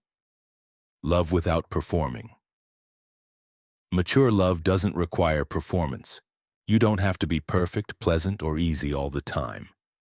You can be messy, moody, or uncertain, and still be loved. If you have to perform to be loved, you're not being loved. You're being tolerated conditionally. The role of honesty. Honesty is the foundation of secure love, not brutal honesty, not weaponized truth, but kind, clear, consistent honesty. I need space tonight. I'm feeling insecure. This hurt me. I don't agree with that. Honesty feels risky because it exposes you, but without it, intimacy is impossible. You can't be truly known if you're always hiding. Trusting that you're enough. Anxious love says, I need to be more, better, different. Secure love says, I am enough as I am. This doesn't mean you don't grow. It means you don't twist yourself into someone unrecognizable just to be chosen. If someone doesn't value you as you are, they're not your person. Allowing the relationship to breathe. Anxious love clings. Secure love allows space. You don't need constant contact, reassurance, or proximity to feel connected. You trust that space strengthens the bond, it doesn't threaten it. Distance is not rejection. Silence is not abandonment. Independence is not disinterest. Secure love understands this. Choosing yourself. First, love without self-betrayal requires choosing yourself first. Not in a selfish way, but in a grounded way. You honor your needs. You speak your truth. You protect your peace. And if the relationship can't hold that, you let it go. Because no relationship is worth losing yourself. The pattern looks like this. Fear of loss, self-abandonment, anxiety, performance, resentment, disconnection. Versus security in self, honesty, boundaries, mutual respect, calm connection, love without fear. Love without anxiety or self-betrayal is not a fantasy. It's what happens when two secure people choose each other. And if you're not there yet, you can become it by refusing to abandon yourself for anyone. 3 real-life scenarios. Expressing a need. Anxious pattern suppresses need. I don't want to bother them. Feels resentful later. Secure pattern. I need more quality time together. Can we plan something this week? States need calmly. Conflict. Anxious pattern. Avoids conflict. Agrees to avoid tension. Holds resentment. Secure pattern. I see this differently. Let's talk it through. Engages without fear. Partner's mood. Anxious pattern. Partner is quiet. Panics. Did I do something wrong? Overanalyzes. Secure pattern. Partner is quiet. You seem off. Want to talk or do you need space? Offers, doesn't assume. Time apart. Anxious pattern. Feels anxious when partner is busy. Needs constant check-ins. Secure pattern. Enjoys own time. Trusts connection remains even when apart. Disagreement. Anxious pattern. Bends to their opinion to avoid conflict. Loses self in the process. Secure pattern. I respect your view, but I don't agree. Maintains individuality. Being yourself. Anxious pattern. Filters words, hides quirks, adjusts personality to be more likable. Secure pattern. Shows up fully. Trusts that authenticity attracts the right person. 4. Scripts. What to think. How to internally respond. I am enough as I am. I don't perform for love, I offer truth. Anxiety is not love, calm is. I honor my needs without guilt. I trust this connection without clinging. I can be loved and still be myself. Honesty is intimacy. Hiding is protection. I don't abandon myself for anyone. Space strengthens love, it doesn't threaten it. If I have to shrink to fit, this isn't my place. 5 practical emotional exercises. Exercise 1. Self-betrayal audit. Reflect on your current or past relationships. List moments where you abandoned yourself, suppressed needs, pretended, adjusted excessively. Notice patterns. Commit to honoring yourself moving forward. Exercise 2. Need expression practice. This week, express one need clearly, without apology or justification. I need this. Notice how it feels. Notice how they respond. Secure people respect needs. Exercise 3. Anxiety versus love check-in. When you feel intense emotion towards someone, ask, is this love or is this anxiety? Love feels calm. Anxiety feels frantic. Name it accurately. Exercise 4. Alone time without guilt. Spend time alone doing something you love, without feeling the need to explain or justify. Practice enjoying your own company. This builds security. Exercise 5. Authenticity test. For 1 week, show up fully as yourself in your relationship. Don't filter, don't perform. Notice, does the connection deepen or does it feel strained? The answer tells you everything. Chapter 10. Walking away without drama or guilt 1. Micro story. Maya stayed in the friendship for 5 years longer than she should have. It wasn't abusive. It wasn't cruel. It was just draining. Her friend always needed something, always vented, always took. But when Maya needed support, her friend was unavailable, busy, distracted. Maya justified it. She's going through a lot. I should be more understanding. But understanding turned into years of one-sided effort. She thought about ending it many times, but the guilt stopped her. What if she gets hurt? What if I'm overreacting? What if I regret it? So she stayed, and the resentment grew. One day, after another emotionally exhausting conversation, Maya realized she didn't want to be in this friendship anymore. Not out of anger, not out of revenge. She was just done. She didn't send a long message explaining why. She didn't create a dramatic exit. She just stopped reaching out, and when her friend reached out, Maya was kind but distant. The friendship faded naturally. No explosion, no blame, just quiet closure. At first, Maya felt guilty, but over time, the guilt was replaced by relief, and then by clarity. She'd spent years giving to someone who couldn't give back. Leaving wasn't cruel. It was self-preservation. Walking away doesn't require drama, confrontation, or justification. Sometimes it's just a quiet decision to stop participating in something that no longer serves you.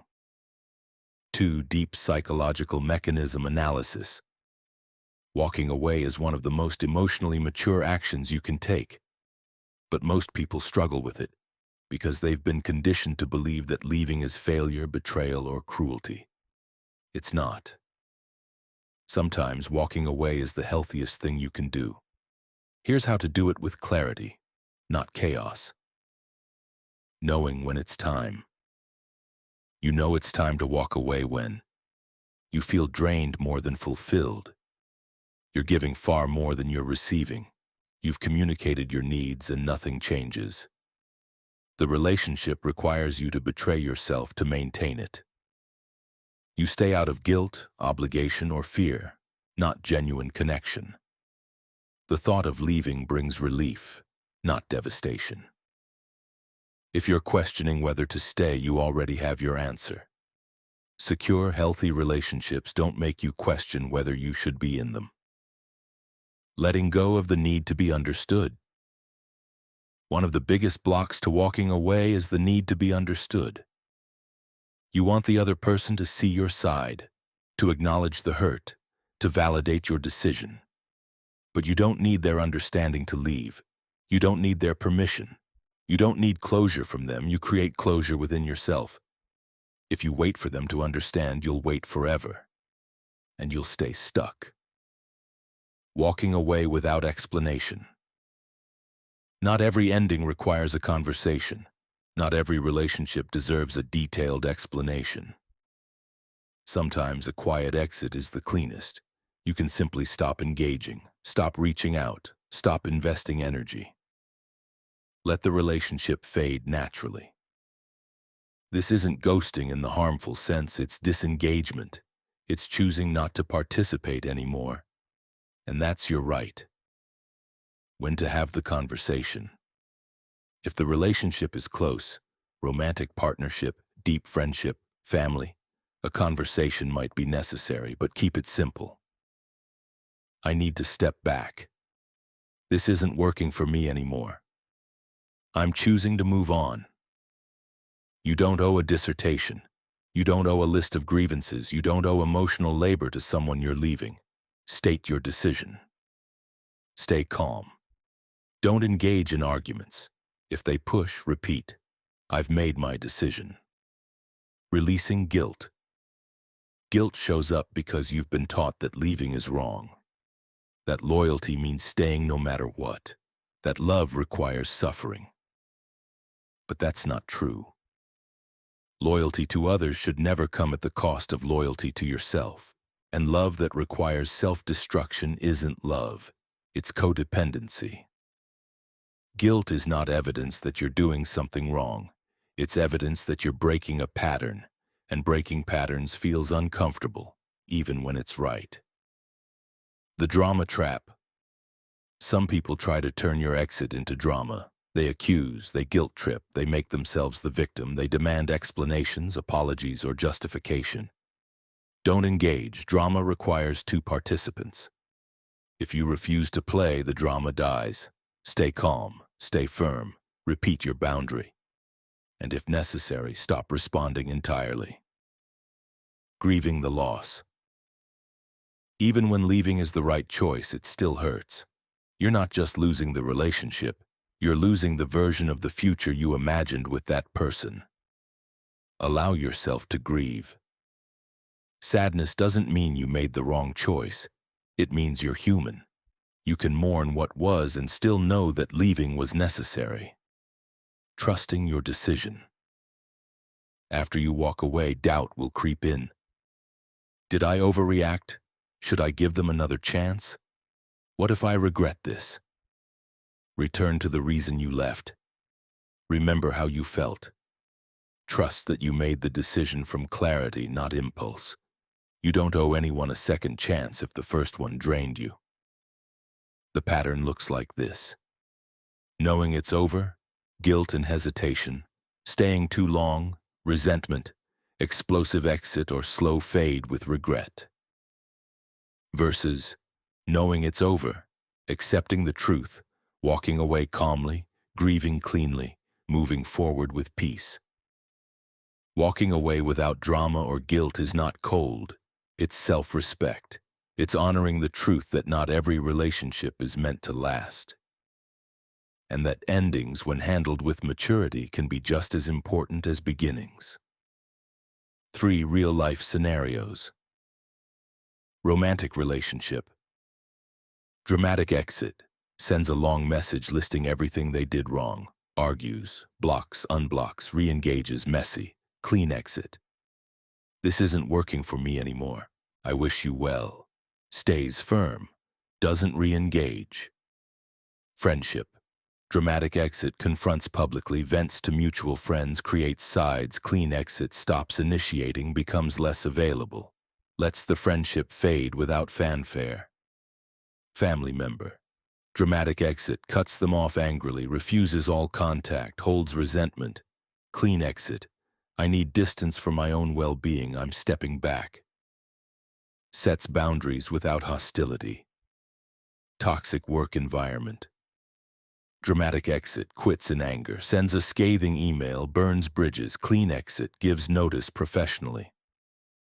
Leaves with dignity, doesn't explain beyond what's necessary. Online relationship. Dramatic exit writes a public post explaining why they're leaving the friendship or community. Clean exit quietly unfollows, stops engaging, moves on without announcement. Long-term partnership. Dramatic exit blames, fights, drags out the ending for months. Clean exit I've thought about this deeply. I need to move on. I care about you, but this is my decision. Stays grounded. 4. Scripts. What to think, how to internally respond. I don't need permission to leave. Walking away is not failure, it's self-respect. I don't owe anyone my suffering. Guilt is not a reason to stay. I can care about them and still choose myself. Endings are part of life. I honor this one. I don't need their understanding. I have my own clarity. I release what no longer serves me. I grieve and I move forward. I trust my decision even when it's hard. 5. Practical emotional exercises. Exercise. 1. The clarity letter, not to send. Write a letter to the person or relationship you're leaving. Be completely honest, pour it all out, then don't send it. This is for you to process and gain clarity. Exercise. 2. Decision anchor. Write down the reasons you're walking away. Keep this list. When doubt arises, reread it. Anchor yourself in the truth. Exercise 3. Guilt release practice. When guilt shows up, ask, am I guilty of wrongdoing or am I just breaking a pattern? If it's the latter, acknowledge the feeling and let it pass. Guilt is not truth. Exercise 4. Boundary rehearsal. If you need to have a conversation, write your script. Practice saying it out loud. Keep it short, clear, and firm. Rehearsal removes hesitation. Exercise 5. Post-exit reflection. 1 month after walking away, journal. How do I feel now? Was this the right choice? Most of the time, the answer is yes, and that confirmation strengthens your trust in yourself. Chapter 11. Becoming emotionally unshakable. 1. Micro-story. There was a time when every little thing could destabilize Ryan. A friend's tone, a partner's silence, a delayed response, a misunderstood text. He'd spiral, he'd overthink, he'd lose sleep. He lived in a constant state of low-level anxiety, always bracing for the next emotional blow, always scanning for signs that something was wrong. Then one day, after yet another sleepless night replaying a conversation, he asked himself, how long am I going to let other people's moods control mine? He didn't have an answer, but the question stayed with him. Over the next year, Ryan made small changes. He stopped checking his phone every 5 minutes. He stopped assuming silence meant rejection. He stopped absorbing other people's stress. He started sitting with discomfort instead of reacting to it. It wasn't dramatic. It wasn't fast. But slowly, something shifted. One evening, a friend canceled plans last minute. Normally, Ryan would have spiraled. Did I do something wrong? Are they pulling away? But this time, he just thought, they're dealing with something. It's not about me. And he moved on. That's when he realized he was becoming unshakable. Not because nothing bothered him, but because he no longer let external chaos dictate his internal state. He still felt things. He still cared. But he wasn't fragile. He wasn't reactive. He was grounded. And that groundedness changed everything.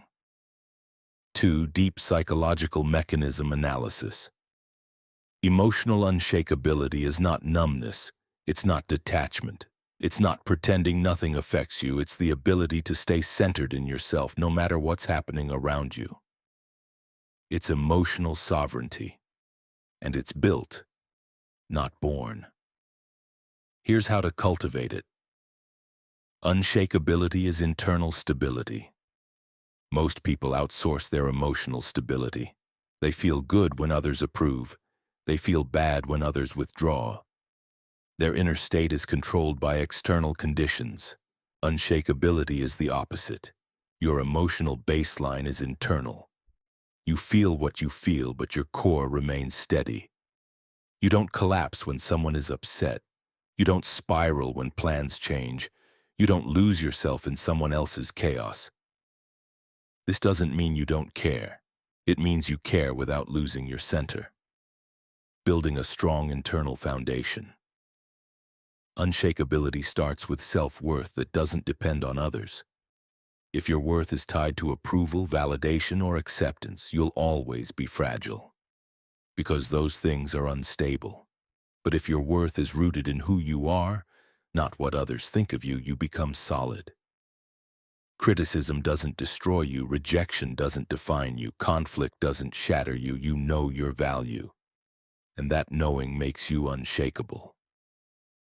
Emotional regulation as a skill. Unshakability requires the ability to regulate your emotions, not suppress them, but manage them. You notice when anxiety rises. You observe anger without acting on it. You feel sadness without drowning in it. Regulation doesn't mean control, it means awareness. You see the wave coming and you ride it instead of being pulled under. Detachment from outcomes. Unshakable people don't cling to specific outcomes. They act with intention, but they release attachment to results. If something doesn't work out, they adjust. They don't collapse. I did my part. The rest is not mine to control. This mindset creates inner peace because you're no longer at the mercy of things you can't control. Non-reactivity is power. Reactive people are easy to destabilize. Say the right thing and they explode. Ignore them and they spiral. They're emotionally predictable and therefore easily manipulated. Unshakable people are non-reactive. They pause, they think, they respond with intention. They don't give their power away through reaction. This makes them difficult to destabilize, and that steadiness is magnetic. Resilience. Through repetition. Unshakability isn't built in one moment. It's built through repeated exposure to discomfort and choosing not to react. Someone's upset. You stay calm. Someone cancels. You don't spiral. Someone criticizes. You don't internalize. Each time you choose steadiness, you strengthen the neural pathway. Over time, calm becomes your default. Trusting yourself. Unshakable people trust their ability to handle whatever comes. They don't fear the future because they know, I've navigated hard things before. I'll navigate this too. This trust is earned. Every time you stay grounded through difficulty, you prove to yourself that you can. That proof builds confidence, and confidence builds unshakability. Letting go of the need to be liked. One of the biggest sources of emotional fragility is the need for universal approval. If you need everyone to like you, you'll always be on edge. Because approval is conditional, unstable, and impossible to maintain. Unshakable people release this need. They value respect over likability. They prioritize authenticity over popularity. They're okay with not being everyone's favorite. This freedom is liberating. Because when you're not performing for approval, you can just be. Peace is the priority. Unshakable people protect their peace above all else. They don't engage in drama. They don't chase chaos. They don't stay in relationships that destabilize them.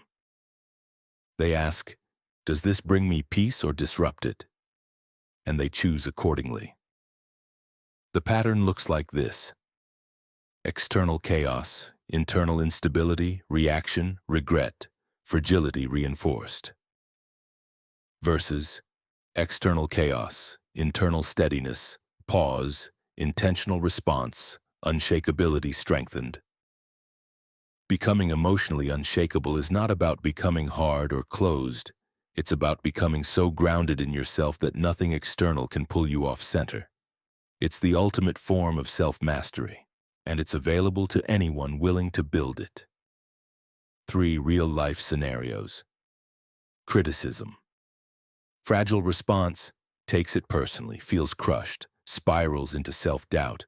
Unshakable response, listens, evaluates if it's valid, takes what's useful, releases the rest, stays grounded. Rejection. Fragile response, I'm not good enough, I'll never be chosen. Identity shaken. Unshakable response, that wasn't the right fit, I move forward. Identity intact. Conflict. Fragile response avoids or explodes, emotionally dysregulated, can't think clearly. Unshakable response stays calm, listens, speaks truth, doesn't lose composure. Unexpected change. Fragile response panics. Everything's falling apart, feels out of control. Unshakable response pauses, adjusts. I'll figure it out, trusts process. Someone's bad mood. Fragile response absorbs it, feels responsible, mood crashes. Unshakable response, they're having a hard time. That's theirs, not mine. Stays steady. Failure. Fragile response, sees failure as identity. I'm a failure, stops trying. Unshakable response, sees failure as feedback. I learned something, I'll adjust, keeps moving. 4. Scripts. What to think, how to internally respond. I am steady regardless of what's happening around me. My worth is not determined by others' reactions. I feel, but I don't collapse. I stay grounded in myself. I don't need to react to everything. I trust myself to handle whatever comes. External chaos does not become internal chaos. I protect my peace above all else. I am unshakable not because nothing affects me, but because I choose how I respond. My center is mine. No one else controls it. 5 practical emotional exercises. Exercise.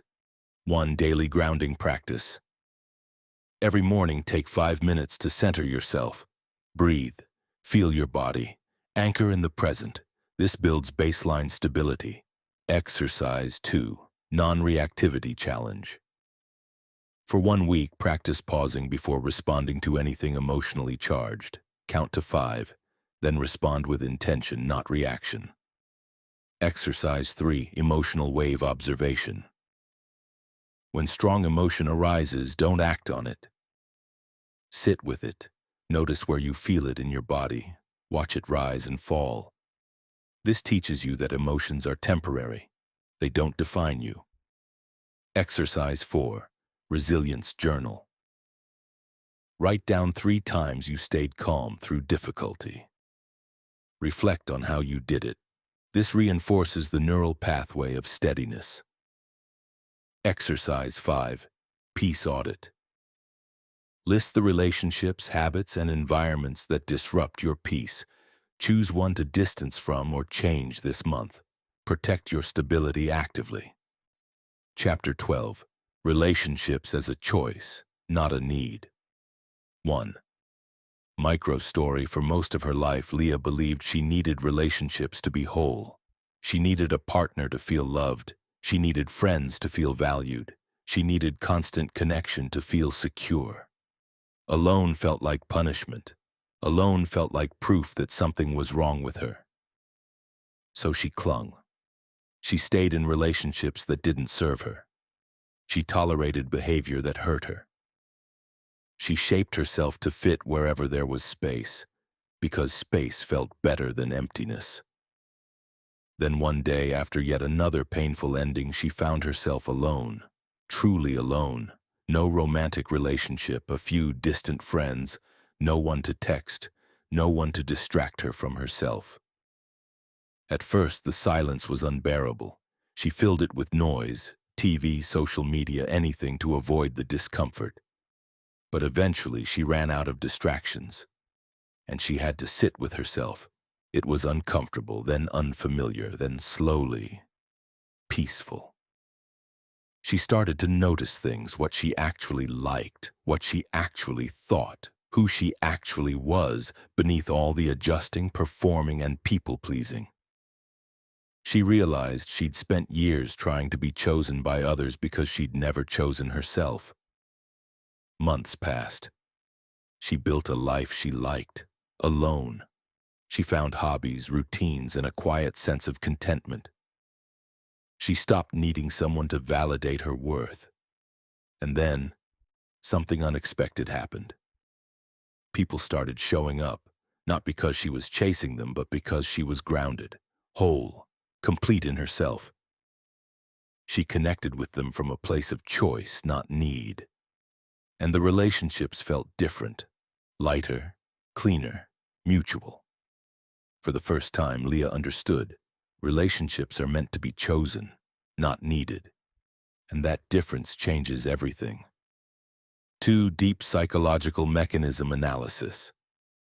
The shift from needing relationships to choosing them is the mark of emotional adulthood. It's the difference between dependency and connection, between survival and expansion.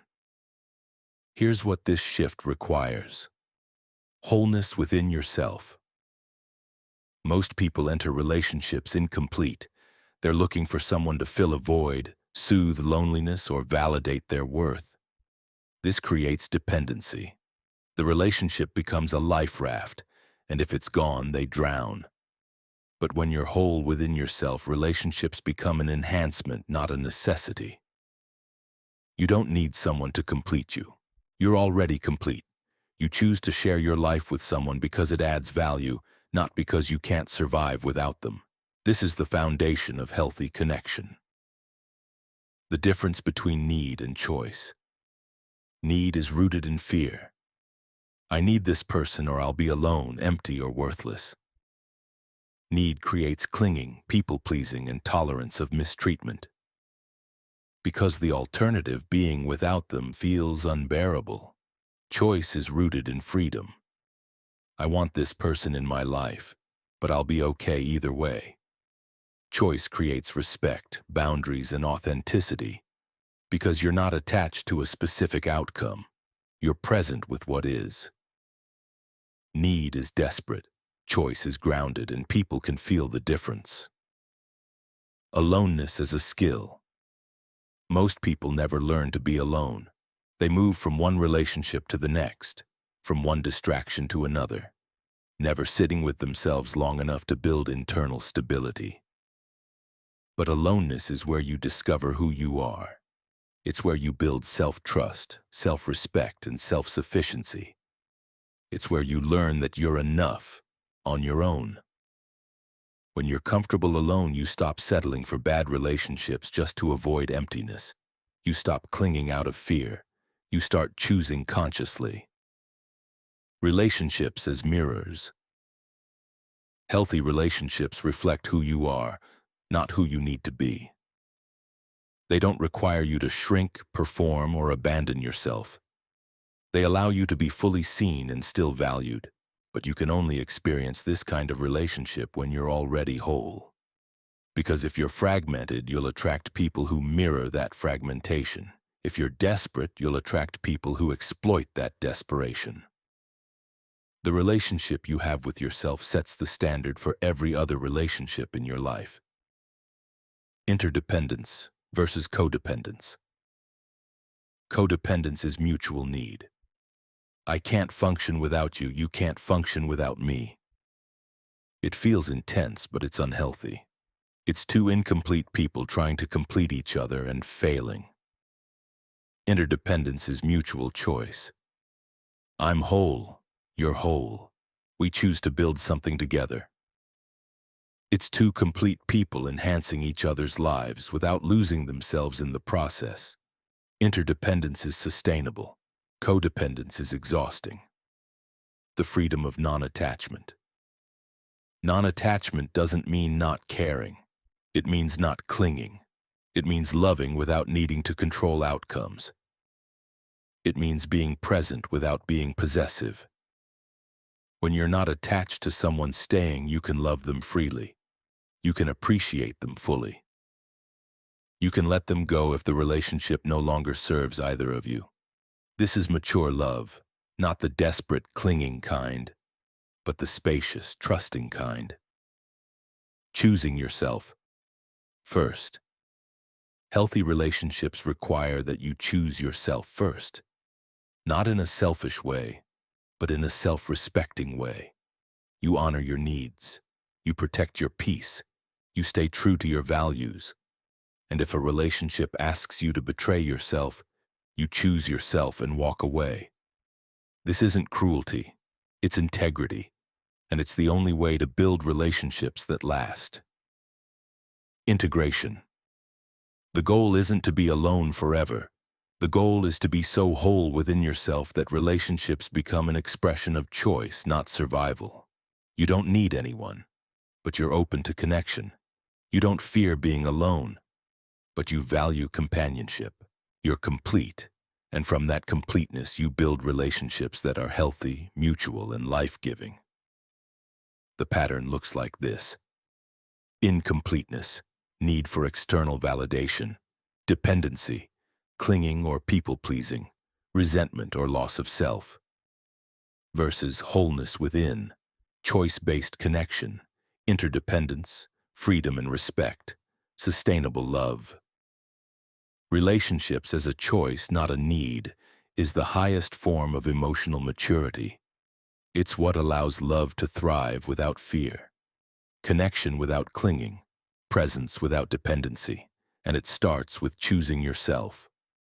3 real-life scenarios. Romantic relationship.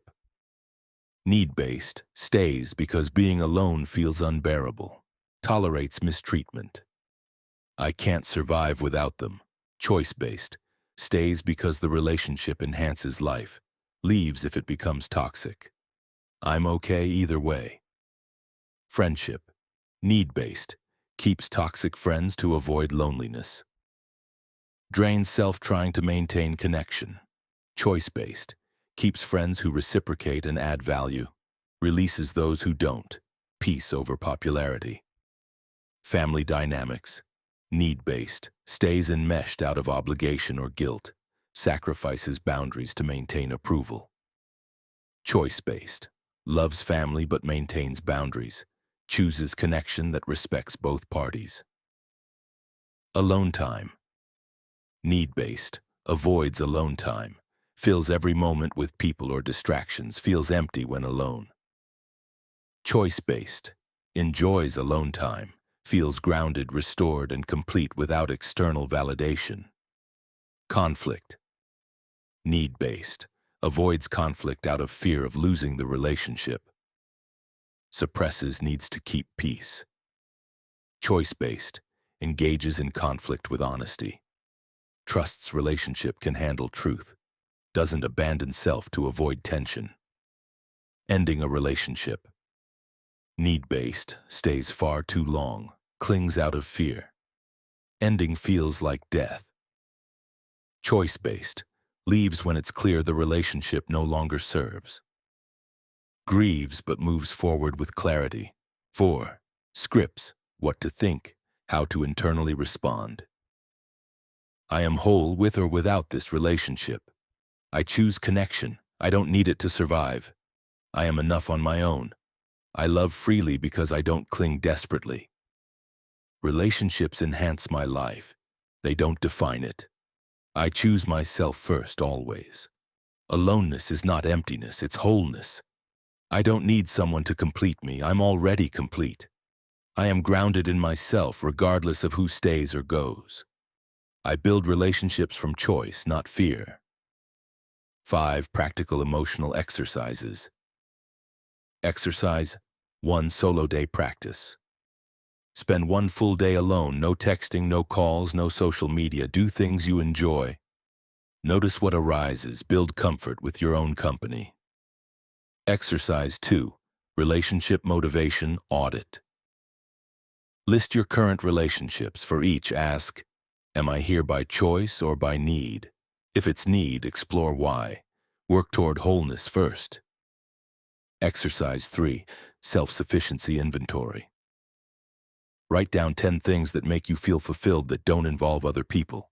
Build these into your life regularly. This reduces dependency. Exercise 4 alone time gratitude. At the end of each day alone, write down 3 things you appreciated about the solitude. Train your brain to see aloneness as valuable, not threatening. Exercise 5 choice affirmation. Every morning for 30 days, say, I am whole. I choose connection, but I don't need it. Let this truth settle into your nervous system. If this audiobook has brought you clarity, strength, or peace, consider supporting the channel so more people can find this message. Please like this audio and subscribe. Your support helps this work reach those who feel overwhelmed, anxious, or unprotected, and gives them a path back to calm, confidence, and emotional freedom. Thank you for listening. Stay grounded. Stay wise. You are the anchor in every storm.